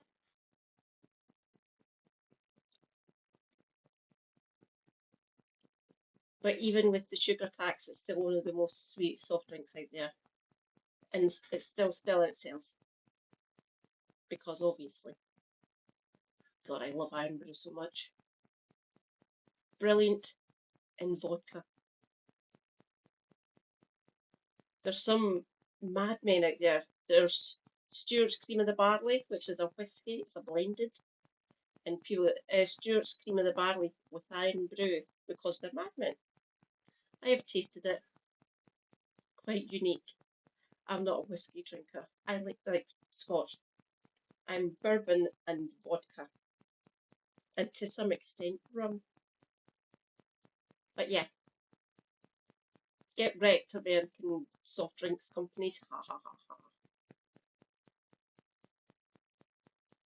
icon that outsells the American giant on home turf. Meet Irn-Bru, a neon orange soda with a flavor so unique it's practically impossible to describe. Created in 1901 by a Glasgow company, Irn-Bru quickly became a national obsession. Some say it tastes like bubblegum with a hint of rusty metal. Others say it's simply Scotland in a bottle. The recipe is top secret, rumored to include dozens of ingredients. But what really makes Irn-Bru legendary is its attitude. Its cheeky advertising campaigns declare it's made in Scotland from girders, poking fun at the country's industrial roots. It's so popular that Scots drink more Irn-Bru per capita than almost any other soft drink anywhere. And when New Year's hangovers strike, many claim only Irn-Bru can revive you. A myth that's as persistent as the Loch Ness Monster. For generations, Irn-Bru has fueled builders, school kids, and even poets. In Scotland, you're not truly local until you can handle a bottle of the other national drink. And maybe, just maybe, crave a second. Fact 9. Haggis, Scotland's most famous dish, banned in America. When people think of Scottish cuisine, haggis always steals the show. A hearty, peppery blend of sheep's organs, oatmeal, and spices, all cooked inside a sheep's stomach. While it's a proud staple at Burns night suppers and Highland gatherings, most Americans have never tasted the real deal. Why? Since 1971, U.S. authorities have banned the import of authentic Scottish haggis because it contains sheep lung. Rejoice, comrades! Fightingale is here. Hi, Fightingale. Hello, darling. Yes, free period products. Scotland is based. I love haggis. Haggis is delicious. On the screen right now, that is the haggis. Hang on, where am I? Haggis. Neat. That's actually oatcakes. There should be tatties somewhere on this. So it's haggis, meats and tatties. But yeah, I was on Shanna's stream. It was delightful. We watched this video. It is fun. And I love educating people about Scotland. I love my country. Very proud. Shall we continue? Well, if you come over, I will give you the best haggis. There is butchers dotted around Glasgow, and I will get you an authentic one. Do not ask for the recipe, it is closely guarded by most butchers.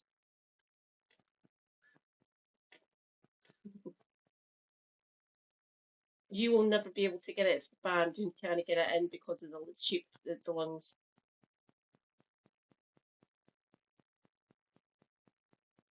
So yous are denied.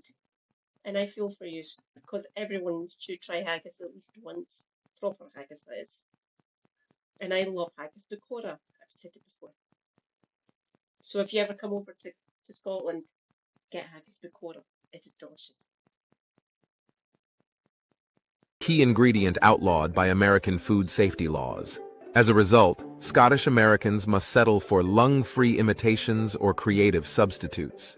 Though for many purists, that's like trying to play the bagpipes with missing notes. The ban turned haggis into a culinary outlaw, making the dish even more legendary among the diaspora. Some brave travelers have even been known to smuggle haggis back in their luggage, risking a stern lecture at customs just for a taste of home. Despite the ban, haggis remains a symbol of Scottish culture, celebrated in poetry, toasts, and song, and proof that no law can dampen the country's appetite for tradition or offal. Fact 10. The Fortingall. Europe's oldest living thing. Deep in the tranquil churchyard of Fortingall, a tiny village in Highland Perthshire, stands a yew tree that defies the imagination, and even time itself. The Fortingall yew is estimated to be between 4,000 and 5,000 years old, making it one of the oldest living organisms in all of Europe. When this ancient tree first took root, the Egyptian pyramids were still Excuse me. I have been to this tree. It is in my home shire of Perthshire, a good bit north of Perth actually, but I have been to it.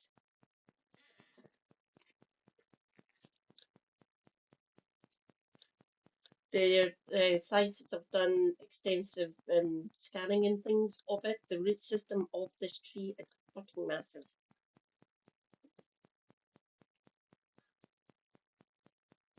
centuries away from completion, and Stonehenge was barely a construction site. Through countless Scottish winters, Viking raids, and royal upheavals, the yew has quietly persisted. Its gnarled, hollow trunk is so wide that Victorian visitors once hosted picnics inside. Local legend, ever ambitious, claims the Roman governor Pontius Pilate was born under its branches, though that's more fairy tale than fact. Even so, standing in the Fortingall churchyard, you can feel the weight of millennia pressing in around you. For generations, the yew has witnessed every chapter of Scottish history. In a country known for its ancient monuments and deep roots, nothing compares to the living testament found in the Fortingall yew, silent, steadfast, and stubbornly alive. Fact 11. Golf, Scotland's banned pastime turned global passion. It's nearly impossible to picture Scotland without its iconic golf courses and rolling fairways. But there was a time when the game was banned by royal decree. In 1457, King James II was so concerned that young men were neglecting their archery practice, instead wasting time on golf and football, that he pushed Parliament to outlaw both sports. The ban was strictly enforced for decades, with warnings that fun on the links was a threat to national defense. Of course, this only made the game more irresistible, and even future kings eventually embraced the sport. By the early 1600s, Scottish royalty had fallen in love with golf, and St. Andrews was already gaining fame as the home of the game. Today, Scotland is the undisputed birthplace of modern golf, boasting some of the oldest and most legendary courses in the world. What started as a forbidden pastime has become a multi-billion-dollar global industry. The story is classic Scotland. Take something outlawed, add a pinch of stubbornness, and watch it become a national treasure. We are very stubborn. Fact 12. Skara Brae, Scotland's Stone Age village older than the pyramids. On the windswept Orkney Islands, long before Rome or Egypt's great... Again, not myself. Super hubby has been Skara Brae.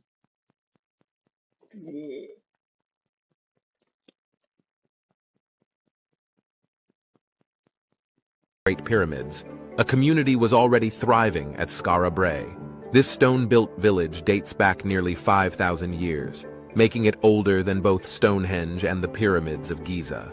Discovered in 1850 after a fierce storm stripped away layers of sand, Skara Brae was revealed almost perfectly preserved. The site consists of 8 interconnected houses, each with stone beds, hearths, and even built-in dressers, showing that Neolithic Scots valued comfort and organization just as much as modern folks. Archaeologists believe up to 50 people lived here, herding cattle, growing barley, and trading with distant neighbors. The ingenious homes were sunk into the earth to provide insulation against Orkney's relentless winds, while covered passageways kept families connected. Walking through Skara Brae today feels like stepping into a prehistoric time capsule. Its survival over millennia offers a humbling glimpse into Scotland's deep human history, a story of adaptation, ingenuity, and community life at the edge of the Atlantic world. Fact 13. Ebenezer Place, the world's shortest street. Some places in Scotland make you question reality, and the town of Wick takes this to a delightful extreme. There, tucked beside a hotel, lies Ebenezer Place, the Guinness World Record holder for the shortest street anywhere on Earth. Measuring just 6 feet and 9 inches, it's barely longer than a single stride. The street came into being in 1883 when the local council told Alexander Sinclair, owner of Mackay's Hotel, that the tiny side of his building needed an official name because it had its own door. The result. Ebenezer Place, population 1 doorway belonging to number 1 bistro. Tourists come from all over to stand on the street, stretch their arms, and touch both ends at once for a one-of-a-kind selfie. There's no traffic, no street lights, and no danger of getting lost. It's an example of Scottish humor in urban planning, and proof that in Scotland, even the smallest oddity can become a legendary destination. If you're ever in Wick, don't blink, or you'll miss it entirely. Fact 14. Sir Niels Olav, the knighted penguin of Edinburgh. Some nations honor their heroes with medals, but Scotland has gone one better by knighting a penguin. Meet Sir Niels Olav, a king penguin who resides at Edinburgh Zoo and holds the title of Honorary Major General in the Norwegian King's Guard. This unlikely tradition began in 1972, when the Norwegian Guard, visiting for the Edinburgh military tattoo, adopted a resident penguin as their official mascot. Since then, every new Niels Olav, there have been several successors, has received regular promotions, with the current Niels Olav III even being knighted by Norway's King Harald V in 2008. The ceremony includes full military honors, with sharply dressed Norwegian soldiers saluting as the penguin inspects the troops, waddling past with a calm dignity that would make any general proud. Sir Niels Olav's story is more than a quirky anecdote. It's a symbol of friendship between Scotland and Norway, and a perfect example of Scottish whimsy. Only in Scotland could a penguin end up with a military rank and a knighthood. Fact 15. Dolly the sheep, Scotland's cloning breakthrough. In 1996, the quiet green fields outside Edinburgh witnessed one of the most extraordinary moments in modern science. A sheep named Dolly became the first mammal ever cloned from an adult cell. Scientists at the Roslin Institute accomplished this groundbreaking feat using a single cell taken from a 6-year-old ewe's udder, proving it was possible to create an exact genetic copy of a mature animal. When the world learned about Dolly in 1997, Headlines exploded, sparking debates about ethics, technology, and the very future of life on Earth. Far from being a science fiction experiment gone wrong, Dolly was healthy, lived a natural sheep's life, and even had lambs of her own. Today, she is preserved at the National Museum of Scotland, still drawing curious crowds. Dolly's creation changed biology forever, opening doors to everything from stem cell research to new treatments for genetic diseases. In the most Scottish way possible, a simple sheep in a quiet barn ended up shaking the entire world, showing that Scotland's spirit of innovation is as mighty as its legends. Cost of living and everyday realities in Scotland. What to expect.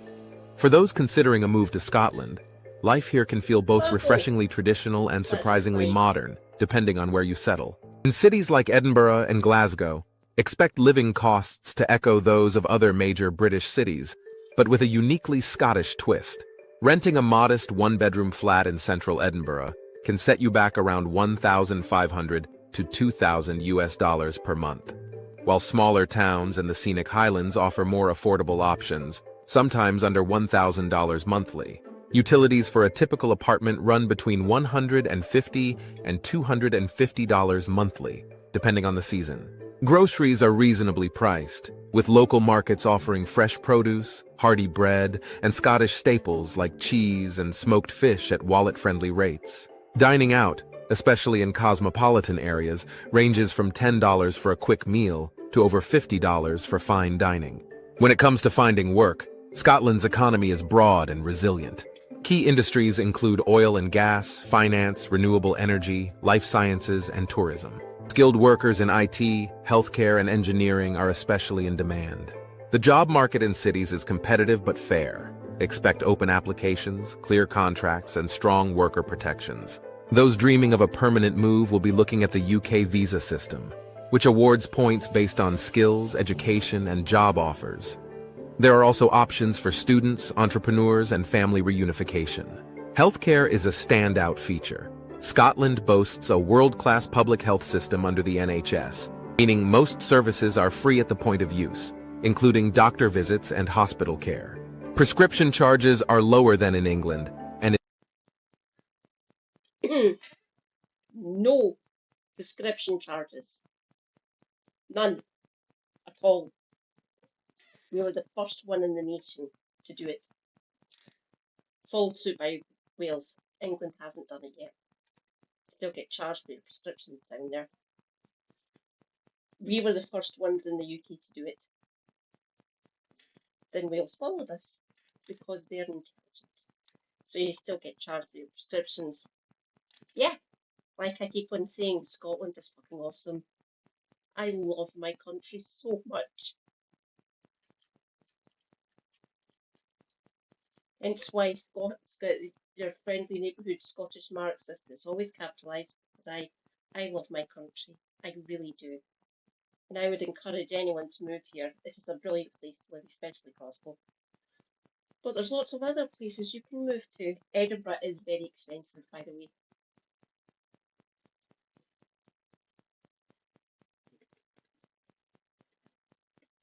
Prices for like restaurants, pubs, bars, things of that nature is cheaper here in Glasgow.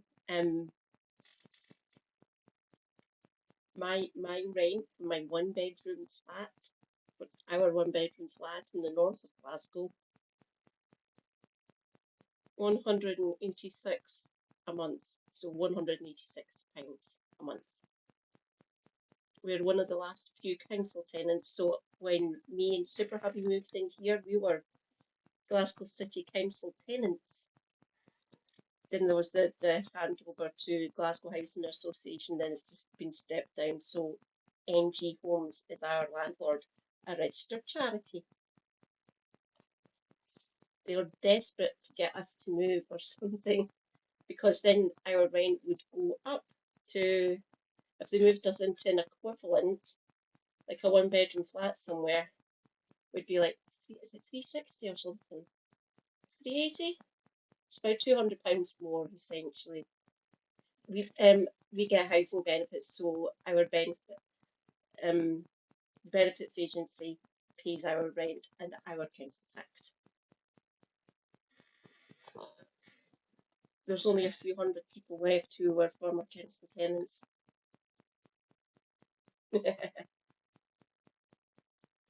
My lovely nibbling, my niece, they just kind of look at me.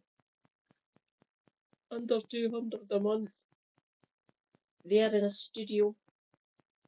No, they're not. They've got fire damaged. They were in a studio flat, and it was £3.95 a month. They live up in Perth, my home city. Said maybe I should have moved down to Glasgow. When the handover happened to Glasgow Housing Association, she was 5 years old.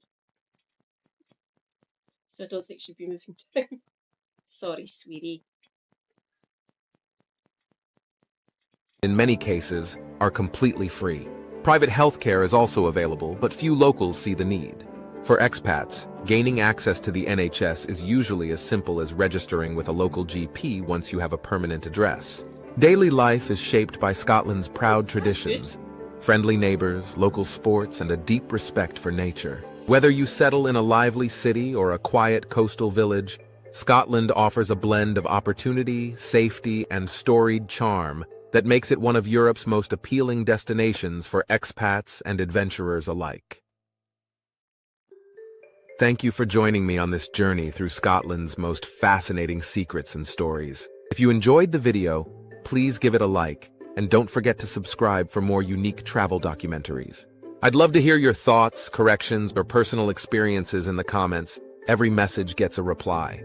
If you spotted a fact that surprised you most, mention its number below and let's get a conversation going. And as always, your feedback and ideas help make these videos even better, so keep them coming. Thank you, Andy Explores the World.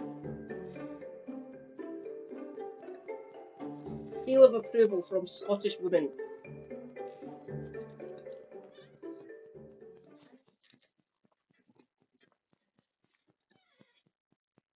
Maybe I should institute a Scotland Sunday Scotland, which would be fun. I'm glad you liked it, Nightingale. What to now? I can't remember what's on my playlist of stream videos. Watch later. I think I've actually went through all my watch later. Oh no, Hawk. Oh,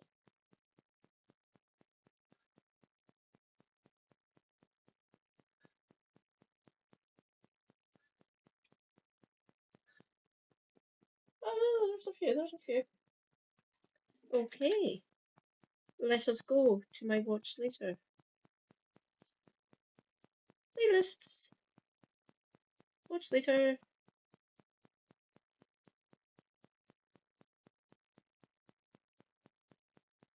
Oh,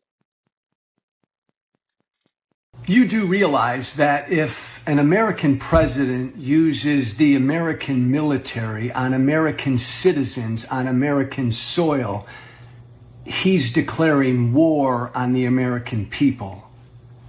You understand that, right? And if Trump does that, if Trump uses the American military on American citizens on American soil, the American people will fight back against him. We'll have no choice but to fight back against him. do it. You understand that, right? Do it. Right, so it takes a special kind of masochism to keep paying someone who openly despises you, doesn't it? But that's precisely what Britain's biggest trade unions are doing with Keir Starmer's Labour Party, isn't it? Unite alone has funneled more than £100 million into Labour since its creation, only to be rewarded with a Care Now Demo. Demo is awesome. If you're not already following him, follow Care Now Demo. He is amazing. He is a Green Party member in Scottish Greens. He is Green Party for England and Wales. He is based in Cornwall. He is a full-time carer for his wife and his daughter. Demo is based. We love Demo. and I let him know when I use his videos, and I will give a Scottish response to them to see how we're what we're like up here. So feel free to go and watch Demo, subscribe to him. He be awesome. Carry on, Demo. A leader who brands his party as the party of work, code for the bosses and the donors and the careerists, not the workers who founded it at all. This is not pragmatism to keep supporting this, it's political self-harm. Labour was born to be the voice of the trade union movement. Today it sneers at its own parent while pocketing the cash still.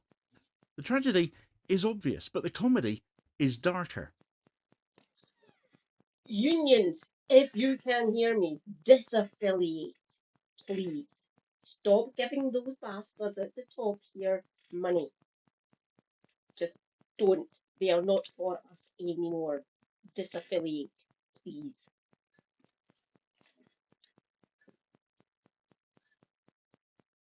Join Jeremy and Zara, or start funding, giving money to the Greens. Disaffiliate from Labour.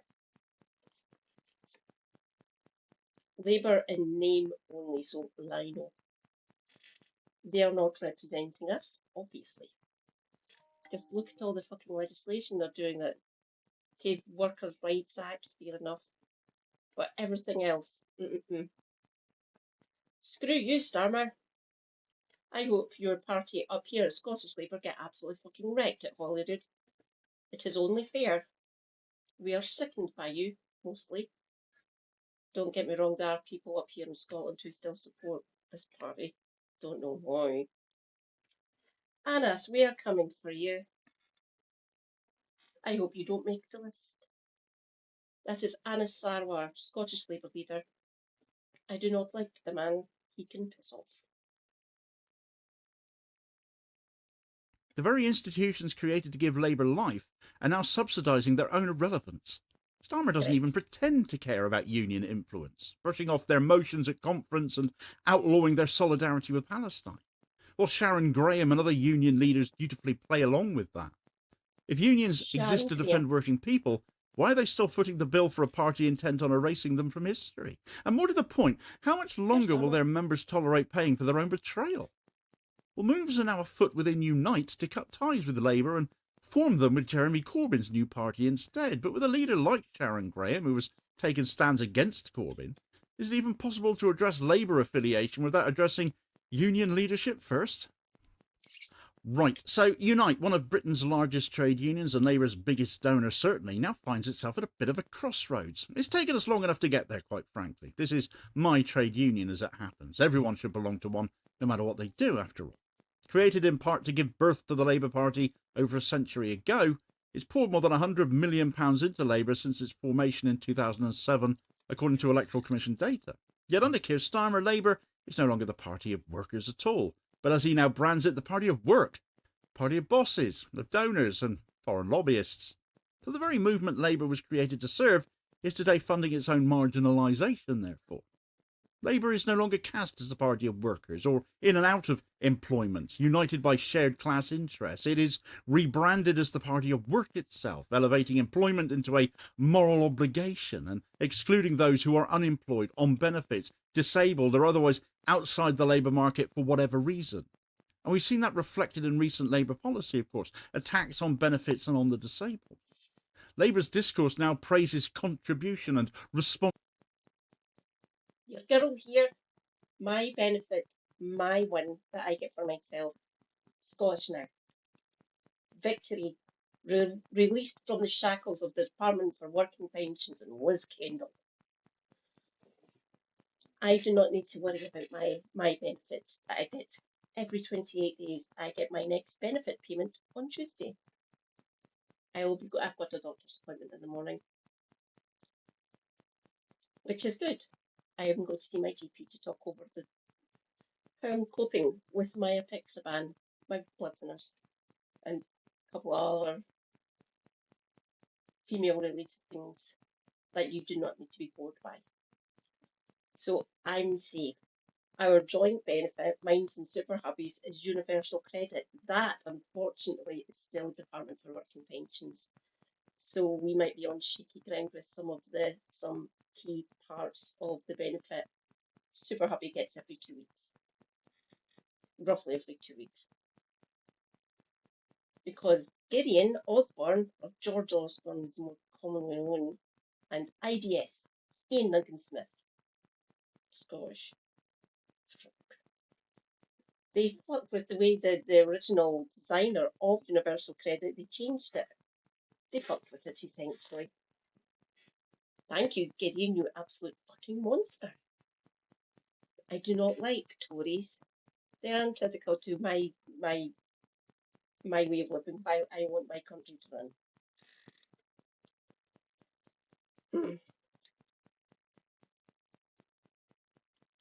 He was the architect of austerity. Remember, no violence, just rhetoric to deal with these bastards. They're not worth going to jail for. I denounce the Tories. I hate them. I'm glad they're politically dying right in front of our eyes. And in November, she is safe for a year. Kemi Badenoch. She is currently the leader of the opposition, the Tory party, because they're the next biggest party in Westminster. She's got a grace year, so in November, if they're not happy with her leadership, bling, the 1922 committee, which is basically the collection of Tory backbenchers, can vote to to get rid of her, tell her to piss off, then God, Jenrick or Philip or some other fucking idiot. I wait with bated breath to see if they do actually get rid of Kemi. And I'll be sitting here gleefully laughing. Ha ha ha ha ha. See you later, Kemi. Responsibility while marginalising the very people unions were founded to defend. This is not a party of workers in struggle against capital, but a party of managers ensuring the workforce remains compliant. But despite this transformation, Britain's trade unions continue to Disaffiliate. bankroll Labour with millions of pounds in members' dues, from Unite, Unison, GMB, CWU, FPU, between them still providing the backbone of Labour's funding, even as the party ignores their motions, CWU, Communication Workers Union, basically is the union for posties, and the FPU fire union, basically the union for firemen. Also, they're probably going to be sticking with Labour. So that's a union for shop workers and distribution and warehouses. You're welcome. So the CWU, Communication Workers Union, people who work for BT are also members of that union, but it was basically for the posties. So Ulster will probably stick with Labour because they're gonna. My sister used to work for Ulster. She was their training officer for Scotland. She was harassed. She called herself the token lesbian.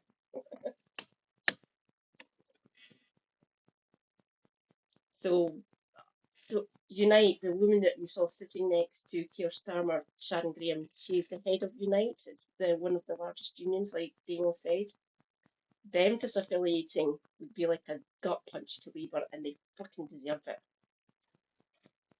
You've also got the PCS. Damn, I've forgotten what the acronym means. That's basically people who work for councils and other municipal type workers, council workers. Fuck, what did PCS stand for? I really should know that. Naughty Katie. But yeah, there's a good few unions. It's not one big. Obviously, you can find the Wobblies, which is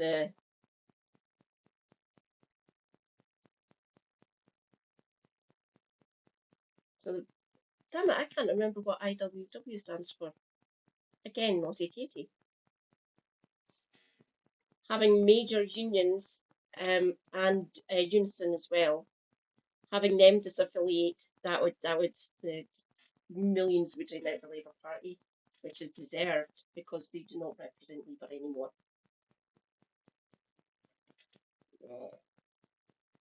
And I say, wait for you. Oh, just wait for your girl. I'm going to be streaming long hours during the Holyrood campaign, which is next me. Watch this space. I'm probably going to run myself ragged streaming about Holyrood. And I am going to try and canvass with the Scottish Greens in my local area. Body willing, of course. But we will find out. I will keep you all updated. Industrial workers of the world. Rejoice, comrades. Story Girl is here. Hi. Hi, Gemma. Based Australian streamer. Hi. Welcome in. This is Demo. And you might hear me constantly scream, disaffiliate. I want all the unions to disaffiliate from the Labour Party because they're not representing us anymore. Technically, I could join CWU. I could. I might actually do that. Helena, no Justice MTG, go and follow. She is based.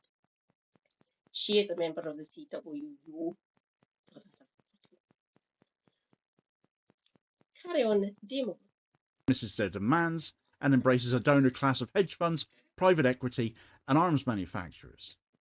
Labour takes the money but pays little heed to the conditions or expectations attached to it. The party that was created to represent workers now openly sides with bosses and donors, and yet unions continue to sustain it financially. Why? The question is whether this can endure in the age of Starmer now. The Bakers Union, the BFAWU, is already disaffiliated, stating bluntly in 2021 that they would not remain tied to a party that suspends socialists and bans left-wing groups. Unite's membership at its Brighton conference this year voted to re-examine its relationship with Labour. Just this month, over 200 Unite activists gathered under the banner Unite for a New Party to discuss affiliating with Jeremy Corbyn and Zara Sultana's forthcoming political party. So it seems the grassroots are stirring even as the leadership drags its feet. That contradiction sets the stage for a potential bit of poetic justice, therefore, doesn't it? If Unite and other unions finally walk away, the money that once sustained Labour could instead bankroll its replacement. The tool Labour forged to dominate British politics may yet be turned against it. To understand the crisis of union and affiliation, therefore, it's worth first looking at how far Labour has removed or has moved away from its roots. At its foundation, Labour was conceived as the political expression of workers' collective interests.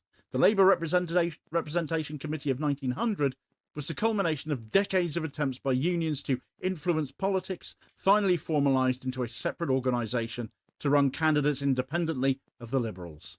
The party's original purpose was very clear. Workers needed their own party because all the other parties represented capital. And we're kind of back in that position now, aren't we? Under Starmer, that DNA has been rewritten, though. The rhetoric of the Party of Work. Give me a second, everyone. Just sit there a minute.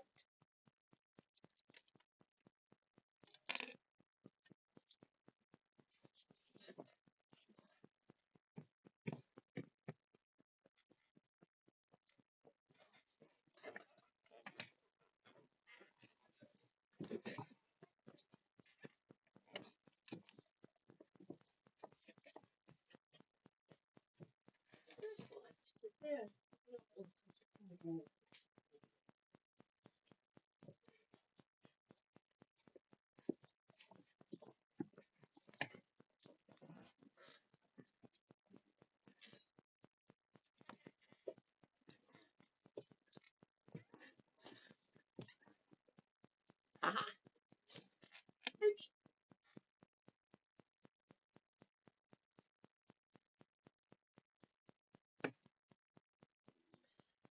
Sorry about that, Demo. Reframes the entire mission. Instead of a party of solidarity uniting workers in struggle, it becomes a party of moral duty, positioning employment as a marker of virtue. This shift is not a merely rhetorical one. Starmer's leadership has courted business groups, held private donor dinners, and marginalised union voices within Labour structures. At party conference, motions for public ownership have been ignored, Palestine solidarity has been sidelined, and anti-strike laws remain in place without serious challenge. The shift Thank is you. most stark on foreign policy. I knew Labour I'd once get prided it itself right. on international solidarity, from the dockers refusing to load weapons for Chile after the Pinochet coup to the anti-apartheid campaigns of the 1980s. Under Starmer, the government has joined in supporting Israel's assault on Gaza. Union branches that have tried to pass Palestine motions find themselves ignored or overruled. For a movement whose rank and file overwhelmingly supports Palestine, this represents not just a betrayal but a direct affront. Labour is no longer recognisable as the party unions created, yet unions still fund it. But the relationship has become increasingly one-sided, hasn't it? While unions provide the funds, Labour no longer delivers policy in return. Starmer's leadership has repeatedly overridden conference votes supported by unions, from renationalising energy and rail to repealing anti-strike laws. Even motions passed with union backing are ignored once the leadership sets the manifesto. Labour's NEC remains dominated by Starmer's faction, with union representatives sidelined. The result is that unions are, in effect, subsidising a party that works against their interests. They pay in millions, but the policies returned are austerity, war, and business-friendly reform. Sharon Graham's leadership of Unite epitomises the contradiction. Elected in 2021 with around 12% turnout, Graham presented herself as a break from Labour factionalism. Her slogan was "Back to the workplace," wasn't it? A promise to prioritise industrial struggles over politics. But the limits of this approach have become grossly clear. Graham has consistently downplayed the political dimension of union power. She's described Labour affiliation as getting harder to justify, but has stopped short of advocating full disaffiliation. Unite still pays millions in affiliation fees, despite receiving little in return. Worse, Graham has actively blocked grassroots political initiatives inside Unite. In 2023, she banned the screening of the film Oh, Jeremy Corbyn, The Big Lie in union premises, a move revealed by Squawkbox. Also, as reported by Squawkbox, in 2024, she condemned anti-genocide campaigners in Unite as divisive, prompting outrage from members of Unite for Gaza. That same year, Unite branches on the South Coast passed a motion of no confidence in her leadership over Gaza, describing her stance as shameful. Earlier this year, Unite's executive even began legal proceedings to force Graham to obey union rules after she was accused of undermining internal democracy. These incidents reveal a leader more interested in central control than in empowering the membership. And while Graham talks up industrial disputes, she treats politics as a distraction. The consequence is what can be called half-job unionism, fighting in the workplace but refusing to wield political clout despite handing their affiliated party millions. The irony is that by neglecting politics, she Unite. If you can hear me, if any Unite members happen to pass by this stream at any point, please, I beg of you, vote Graham out. Get someone better that will stand for you. I have major problems with Sharon Graham, as you can tell. Basically sidelining her members. Unite, please get rid of her. Then disaffiliate. I will just endlessly scream that into the void, into any Unite members that can hear me. Disaffiliate. Oh, whoops. Oh dear. Carry on, undermines the very industrial gains she celebrates, since hostile governments can always legislate against strikes or weaken collective bargaining, and they've been doing it for years. The gap between leaders and members has become increasingly visible. At Unite's Brighton conference last month, delegates voted to re-examine the union's relationship with Labour, citing the suspension of Angela Rayner and Labour's mishandling of the Birmingham bin strike, reported in the Financial Times as that was. This was not Graham's initiative. It was driven by grassroots delegates frustrated with Labour's betrayals. A month later, just this week, over 220 Unite activists gathered under the banner Unite for a New Party to discuss affiliating with Corbyn and Sultana's new political project. The meeting, chaired by former Labour MP Dave Nellist, and was covered by the Canary and Nellist Tusk Party.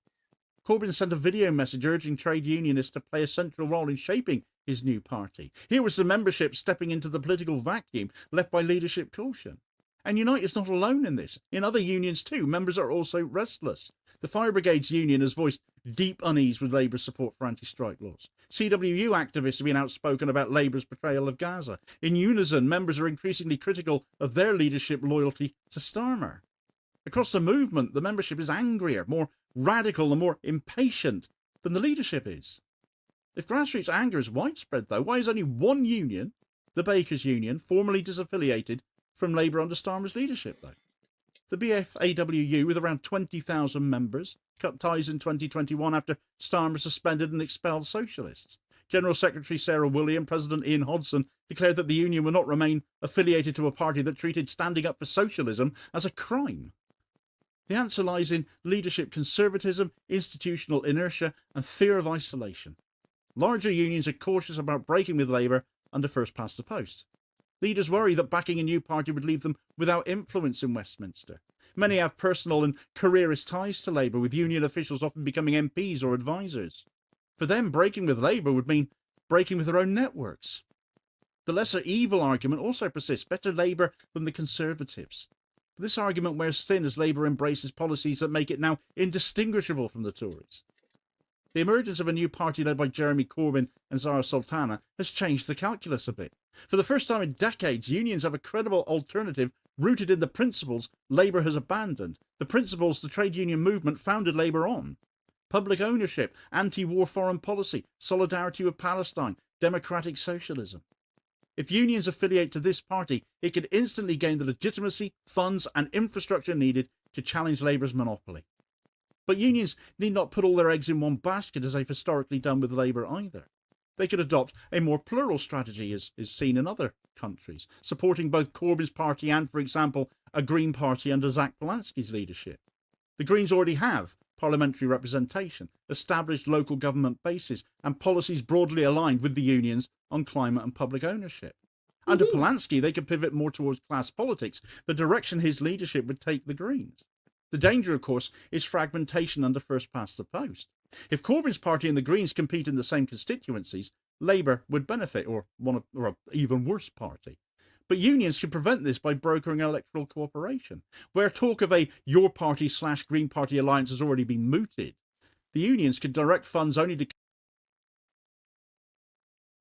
Your girl here can do that. I know union members in a couple of different unions, including my sister. I can speak to the normies. So disaffiliating, basically, well, most of you should know, I would assume. Cut ties with the Labour Party, join Jeremy and Zara, or affiliate with the Greens if they so wish. Obviously, ask the membership. Been the leadership in some of these unions. Well done, Bakers Union. Yes. I didn't know that they'd cut ties in 2021. I thought that was more recent that they'd done that. It doesn't get reported, apparently, because our media is right-wing scumfuckery, essentially. Candidates with a clear run and insist on non-compete agreements between progressive parties that they back. It stops the left vote getting split effectively. This is precisely what unions did in 1900 when they founded Labour. They coordinated candidacies to ensure workers' representation. The fate of all this depends on union democracy, though.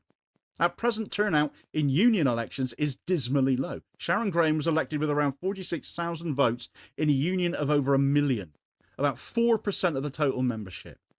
Christina McAnea won Unison's leadership with a similar fraction of members voting. This low participation suits leaderships such as we have, who can maintain control while members remain passive. But it also creates an opportunity. Because turnout is so low, relatively small numbers of organised members can tip the balance. If tens of thousands can elect a general secretary, then tens of thousands can also force disaffiliation.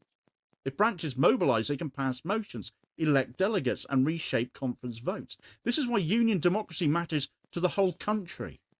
Decisions made in union halls about where to direct political funds have consequences far beyond their membership. They determine whether millions go to Starmer's Labour or to building a new workers' politics. They determine whether the working class remains tethered to a party of bosses or creates its own alternative. The Labour Party was created to be the political voice of the working class. Under Keir Starmer, it's become the party of work, not workers, a party of bosses, donors and war. Yet unions continue to bankroll it, wasting members' dues on a party that does not represent them. Oh, Too many leaders, from Sharon Graham to I try my Christina best. McInerney to Gary Smith, are trapped in caution, careerism or loyalty to Labour. They do half the job, fighting in the workplace but refusing to wield political clout. And the result is a movement that ends up paralysed, funding its own betrayal.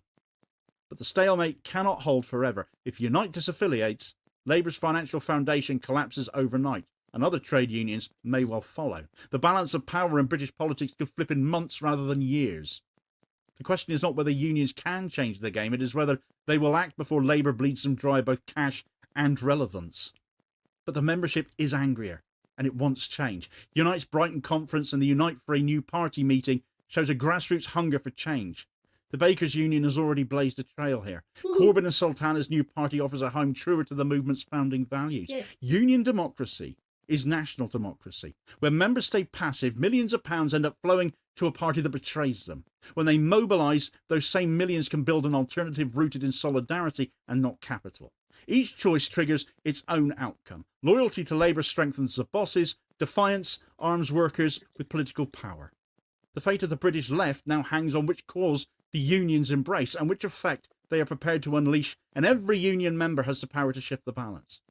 The power of trade unions has been on show across Europe recently, where their unions have taken on the politics of the day, opposing Israel and opposing their genocide of Gaza. And we've seen this happen in Greece, in Italy, in Spain, in France, even now in Belgium, as this video recommendation here will tell you all about. Travelling to and from Israel from Brussels just got a lot more difficult, so check it out as your suggested next watch. Please do also hit like, share and subscribe if you haven't done so already, so as to ensure you don't miss out on all new daily content, as well as spreading the word and helping to support the channel at the same time, which is very much appreciated, of course. Holding power to account for ordinary working class people. We should all be in a trade union, of course. And I'll hopefully catch you on the next vid. Cheers, folks. Thank you, Demo.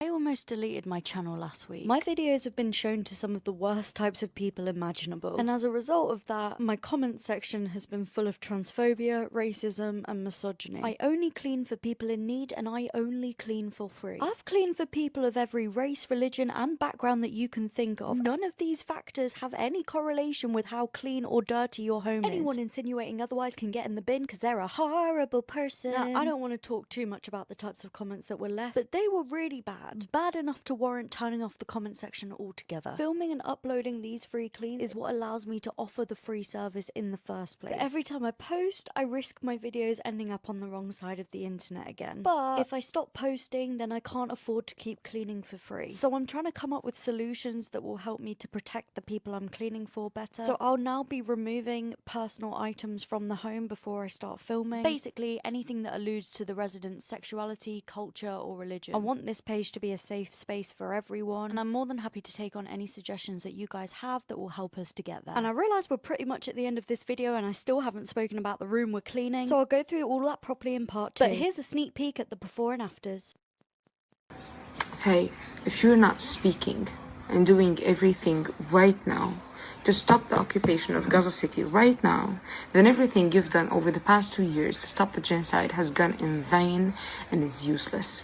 And let me tell you why. First, the occupation of Gaza City, or the remains of Gaza City, I mean the West, means that then after that controlling and the leveling the city, leading to empty the city, means that there's no Palestinian existence in the whole areas of North Gaza Strip. We're about 1 million people right now in Gaza City. And these 1 million people somehow are supposed to leave to the nowhere, to the no future, to the south, in less than 43 square kilometers area. I'm saying this because Israel now controls over 88% of Gaza Strip lands. So we have only 43.5 kilometers to live, all of us, 2.2 or 0.4 million people. facing That all of is these not horrific big enough. conditions for 2 years now. Can you imagine pushing all of these people to the line and then expecting them to survive? Okay, let me tell you something. Allowing this to happen, allowing this exactly to happen, is allowing another Nakba and ensuring that the Palestinians in Gaza Strip wouldn't be able to get back to the north areas of Gaza Strip, to Gaza City and the north areas forever. This time is different. It's not leveling Rafah. It's not like destroying Khan Yunis. It's not like taking over the north areas of Gaza Strip. It's not like depriving the Palestinians from the east areas of Gaza Strip for 2 years now. It is different. Gaza City is the last standing part of a city in the whole of Gaza Strip. This is an open call to action. And this is my last video. This is my an open call to action to put all of your efforts these days, this week, and maximum the next week. Tomorrow is late. Today is already late. You need to move now, because allowing another Nakba and hundreds of massacres to happen for 2 million people living in 40 square kilometers is not only the collapsing of Gaza, it's the collapsing of everything, of your world and our world. This cannot happen. Not this time. You need to stop it. This is an open call to action. Close the world, close the streets, block the embassies, multiply everything you've done so far into 10 or 100 times. Remember that most important scientific paper of 2025 video? Well, we've got a follow-up. Harvard scientists led by Perez Mercader just answered the ultimate biological question: how did life actually begin? And they didn't just theorize about it. They created artificial cell-like systems that can metabolize, reproduce, and evolve. The details we call the essential features of being alive. This is the first time anyone has done anything like this, creating life-like properties from completely lifeless materials. This experiment builds off the legendary 1952 Miller-Urey experiment, where they recreated Earth's primordial soup conditions in a lab and managed to produce amino acids. Perez Mercader is essentially picking up where Miller and Urey left off with a scientific goal to figure out why life exists. Talk about deep. He worked out the mathematical equations for the basic physics and chemistry of biology, then used those equations as a recipe to synthesize artificial life, and it worked. They achieved something called polymerization-induced self-assembly. Very simply explained, chaotic nanoparticles suddenly and spontaneously organizing into structured objects. How did they do this? By using 4 non-biological but carbon-based molecules mixed in water in glass vials surrounded by green LED lights, and when those lights flashed on, chemistry magic happened. The molecules formed amphiphiles. One end loves water, the other repels it. Then these amphiphiles self-assembled into ball-like structures called micelles, which trapped fluid inside, mimicking early cells. The trapped fluid developed its own unique chemical composition, creating vesicles or fluid-filled sacs that were strangely cell-like. But here's where it gets nutso. These vesicles started reproducing. Some ejected amphiphiles like spores, others just burst open dramatically, and the loose fluid formed new generations of increasingly cell-like structures. But the fascinating part is that each new generation was slightly different from the last, with some variants proving better at survival and reproduction than others. These scientists just witnessed Darwinian evolution in real time from scratch. The takeaway: there's no divine intervention, no grand cosmic plan, just random chemical reactions accidentally stumbling into each other. Perez Mercader thinks this experiment shows us how life might have spontaneously emerged around 4 billion years ago from nothing but chemistry, physics, and really great timing. If you like science worth sharing, give us a follow. So, Mr. Speaker, I will reiterate my call for the government to pick up our... I've already shown this one. 5 o'clock. How long before Super Hubby gets up, do we think?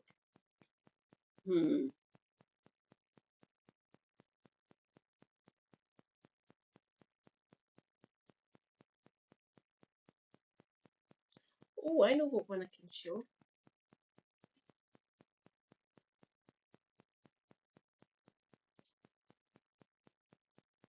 OSP.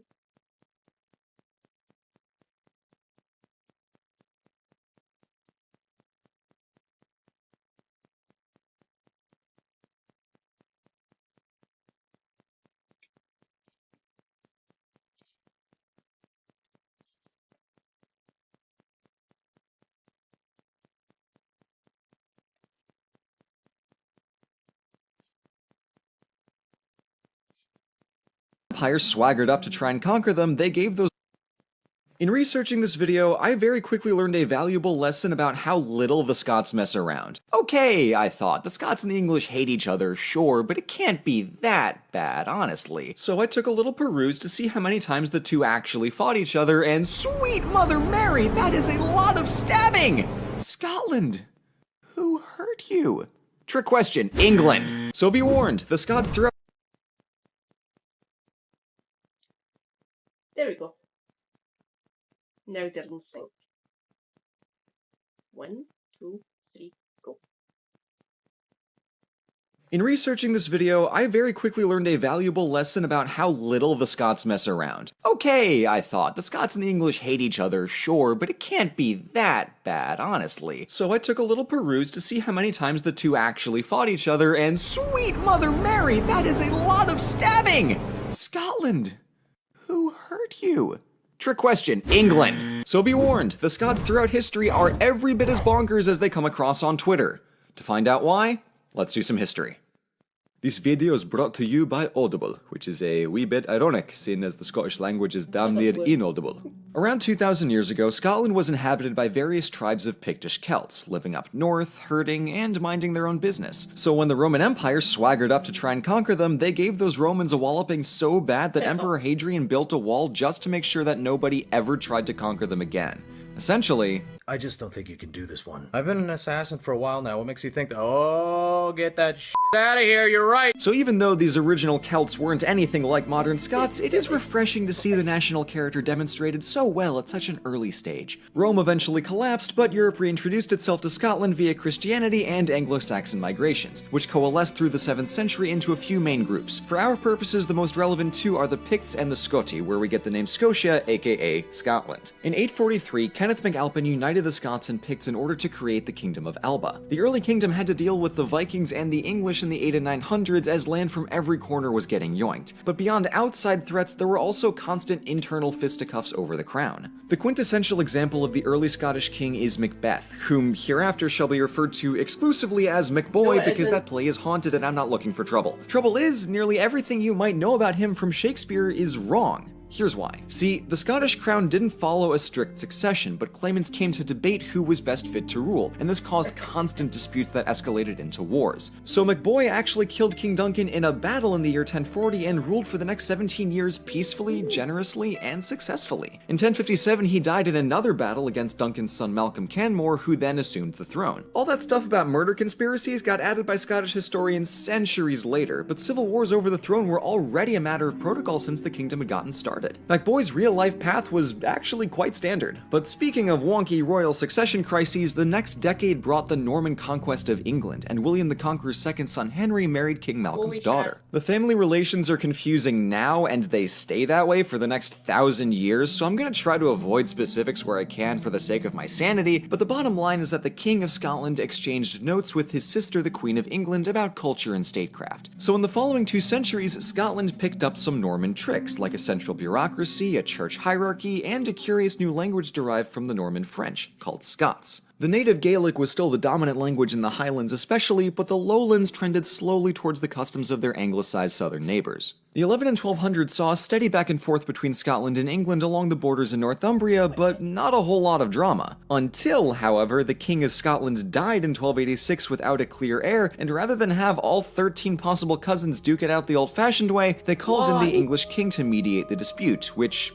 I don't know, seems like kind of a short-sighted and terrible idea. Unsurprisingly, King Edward installed the weakest, most pliable puppet who would let him treat Scotland like a vassal state. And when even that pushover got fed up with forfeiting Scottish land, paying tribute, and kneeling to English superiority, King Edward invaded Scotland, dethroned the king, and yoinked the Scottish coronation stone back to Westminster, dragging Scotland firmly under the English heel. This was, frankly, terrible, so the Scots duly rebelled against England under the command of the famous William Wallace, who won a victory at the Battle of Stirling Bridge in 1297 but lost horrendously at Falkirk the next year, and was later executed by England and paraded around Scotland in pieces. Quick fun fact, of the many reasons that the movie Braveheart sucks, the blue war paint that everybody's wearing is about 1,000 years out of style for the Scots. I mean, come on, that kind of anachronism is like dressing the cast of The Godfather in togas. It was after Wallace died that Robert the Bruce took up the mantle of Guardian of Scotland. He had to kill a rival claimant to earn his title, but he also earned an excommunication from the Pope because apparently murdering somebody in a church...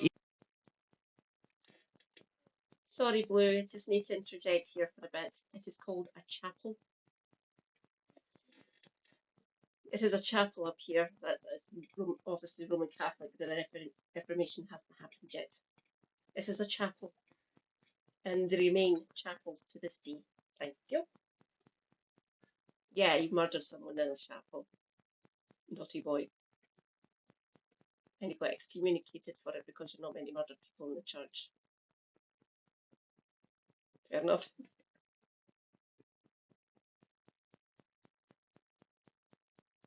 is impolite and a mortal sin. Whatever. He was defeated early by Edward in 1306 and went into hiding for a year before returning to win the Battle of Loudon Hill. From there, he stomped out local rivalries and united Scotland fully against the English at the decisive Battle of Bannockburn in 1314. Though the treaties weren't signed for another 15 years, Robert the Bruce won Scotland 3 centuries of independence in that battle. Quick OS pro tip, skip Braveheart, but watch The Outlaw King. It's better and way more accurate. So having fulfilled his dreams for his kingdom, Robert died the next year, but this was exceptionally poor timing and really unfortunate in the long run because the throne passed to a series of useless kings from the House of Stuart for the next several decades. Through the 13 and 1400s, Scotland had no real leadership, so the local lords started throwing hands, or more accurately, claymores. In this case, the warring states were actually the dozens of clans scattered across the lowlands and highlands. Mercifully, England had just gotten sucked into the 100 Years' War with France, so Scotland was free to be its own antagonist the way God intended. And although the Stuart clan still held the crown, other families like the Douglas clan were regularly challenging them for land and power. Some progress came with King James I in 1406, who sent 12,000 Scotsmen to fight with France against England in the 100 Years' War, winning big and returning home in a strong position to consolidate many of the clans under his crown and reform the kingdom. Unfortunately, he got assassinated and it was right back to the seesawing balance of power between kings, regents, lords, and clans. Even after James, the Highlanders still largely spoke Gaelic and paid little heed to the culture or politics of the anglicized royal court in the lowlands. The king could say whatever he wants down in Edinburgh, but unless he personally marches up to Inverness to tell Clan Fraser in person to pay their taxes, it's not gonna happen. And one king even tried that, but still nothing happened. It's just all very Game of Thronesy for a couple centuries. And I mean, heck, it's at this time that the War of the Roses is raging on just down the street. And you know what? Since it's just a big mess anyway, I'm gonna speed round through the next 300 years, so bear with me and let's get ready for a game of Monarchy is Volatile! Let's meet our players! One king was really cool and helped reform the government to work for more of Scotland while making Edinburgh into a Renaissance capital of learning and culture. One queen got the short end of the stick when Scotland's parliament voted to convert to Protestantism while she was on vacation in France, and then she got the shorter end of the stick when England imprisoned her for 2 decades and then executed her. Her son played his cards just right and inherited the throne of England from his cousin, the childless Elizabeth, and then became King of England and Scotland. His son was so inconceivably bad at being king that his abuses of power brought England and Scotland into open rebellion for entirely separate reasons, and his reign ended with the British Isles locked in 12 years of civil war before everybody called a do-over and gave the crown back to his son. One king became king because Parliament literally invited him from the Netherlands to replace their current monarch, and then he proceeded to strangle Scottish trading rights. And the last queen on our list tried to be a pal by offering Scotland a national union with England to open up trade avenues in exchange for the bargain price of nearly all of their sovereignty. I'd originally gone way in depth about how all of this stuff went down in my first draft, but then I realized, you know what? Royal politics is dumb and confusing, and I kind of hate it more than anything else in history. So I'm gonna skip through it. Yeah.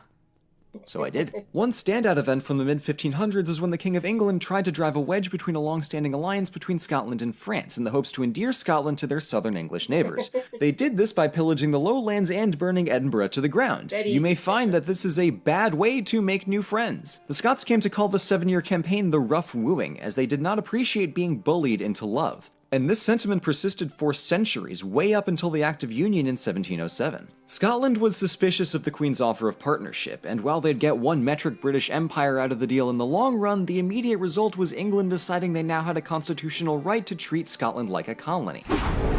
As you can see, this is kind of a recurring problem, and it led to 2 revolts for Scottish independence in 1715 and in 1745. Both failed, but the second one spooked England into being slightly less despicable about everything. In the next century and a half following the rebellions, things turned remarkably for the better as the Enlightenment came north. Writers like Walter Scott and Robert Burns helped rekindle the Scottish identity, and thinkers like Adam Smith and David Hume radically changed European perspectives on rational thought and economics. Hume claimed that reason was the core of human thought, and Smith described the benefits of letting people act in their own self-interest. This all sounds very profound, but don't be fooled. The clear Scottish subtext to these ideas are, the English don't make a damn lick of sense, and we'd be better off making our own decisions. And you can't expect a Scottish Enlightenment thinker to not bury snide comments at England under 2 tons of hard academic theory. Though Scotland had long been an educational powerhouse, in the following 2 centuries they also became the industrial heart of the British Empire, producing such famous doodads as the steam engine, the telephone, radar, and mechanical television, and also most of the ships in the Imperial Royal Navy. Nice. Other happy beneficiaries of the 18th and 19th centuries were the cities of Glasgow and Edinburgh, which built up substantially in the Georgian neoclassical style, and they just look really damn pretty. Funny thing about the Edinburgh castle is instead of firing off 12 cannon shots to mark the passing of noon like the English do, they just wait 1 hour and save 11 rounds. That is so Scottish. Quickly approaching the modern day now, Scottish attitudes towards the Union grew more suspicious as England seems to care less and less by the decade about what happened up north, and the hard-forged British identity faded with time and the decline of the British Empire. After years of campaigning, Scotland gained greater autonomy and the right to hold their own parliament in 1999. And the first words spoken there were, quote, "The Scottish Parliament, adjourned on the 25th of March, 1707, is hereby reconvened." And if that is not some big Scotland energy right there, then wrap me in a tartan plaid and throw me in Loch Ness, because I know what is. Now, if you want to jump into the tumultuous world of medieval Scottish murder kings, then you've got to go for Shakespeare's Macbeth, and one of the best ways to do that is with today's sponsor, Audible. With an astoundingly huge catalog of audiobooks to choose from, Audible is the world's leader in cutting out the middleman between an author's ideas and your brain. Red and I do a lot of research on this channel, so it's great for me to be able to listen to history while I'm taking a walk or just making dinner. And of course, I've got to mention my absolute favorite feature, speed control. Sometimes you want to go Well said, Gemma. The main movers in the Enlightenment, as you can tell, they're all Scottish. Mostly Scottish, don't get me, there were some ones from England and Wales, but mostly Scottish. Say thank you, Scotland.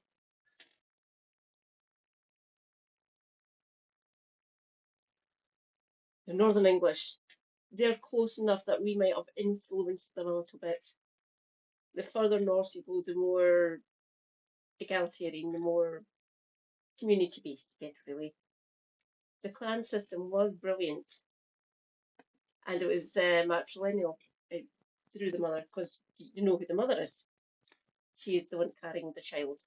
So, and that's how it worked up here for centuries. English are more patrilineal, so coming from the father's side. Yeah. And yes, that's why we have a love-hate relationship with the English, really.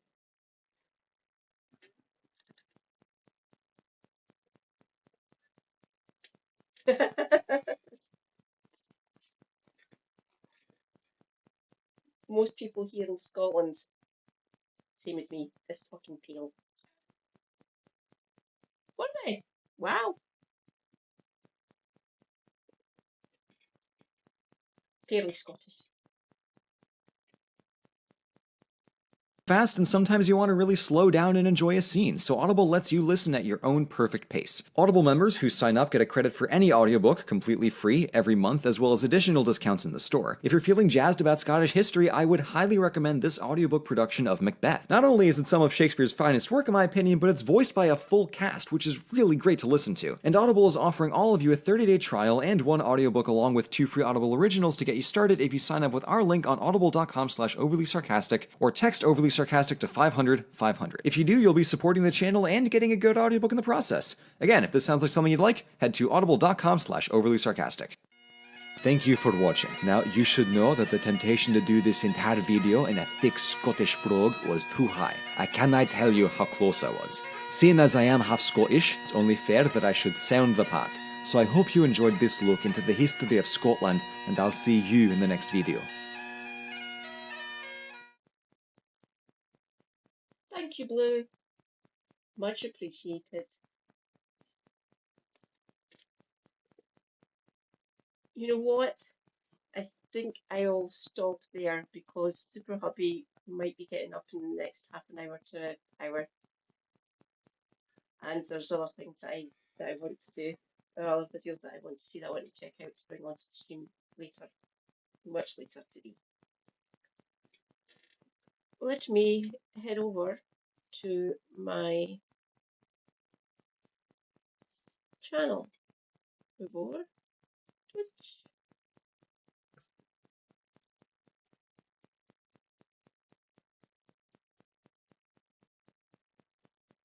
Do. And I'll rate it all to whoever's live. Oh, spilled bag of ice. Stream manager, if you please.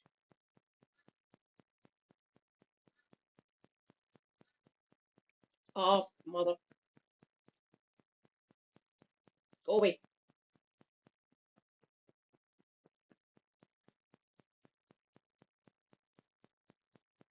This channel's still going.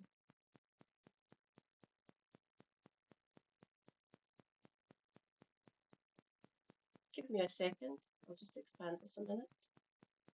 How long should be? 4 hours, so she might actually be ending soon.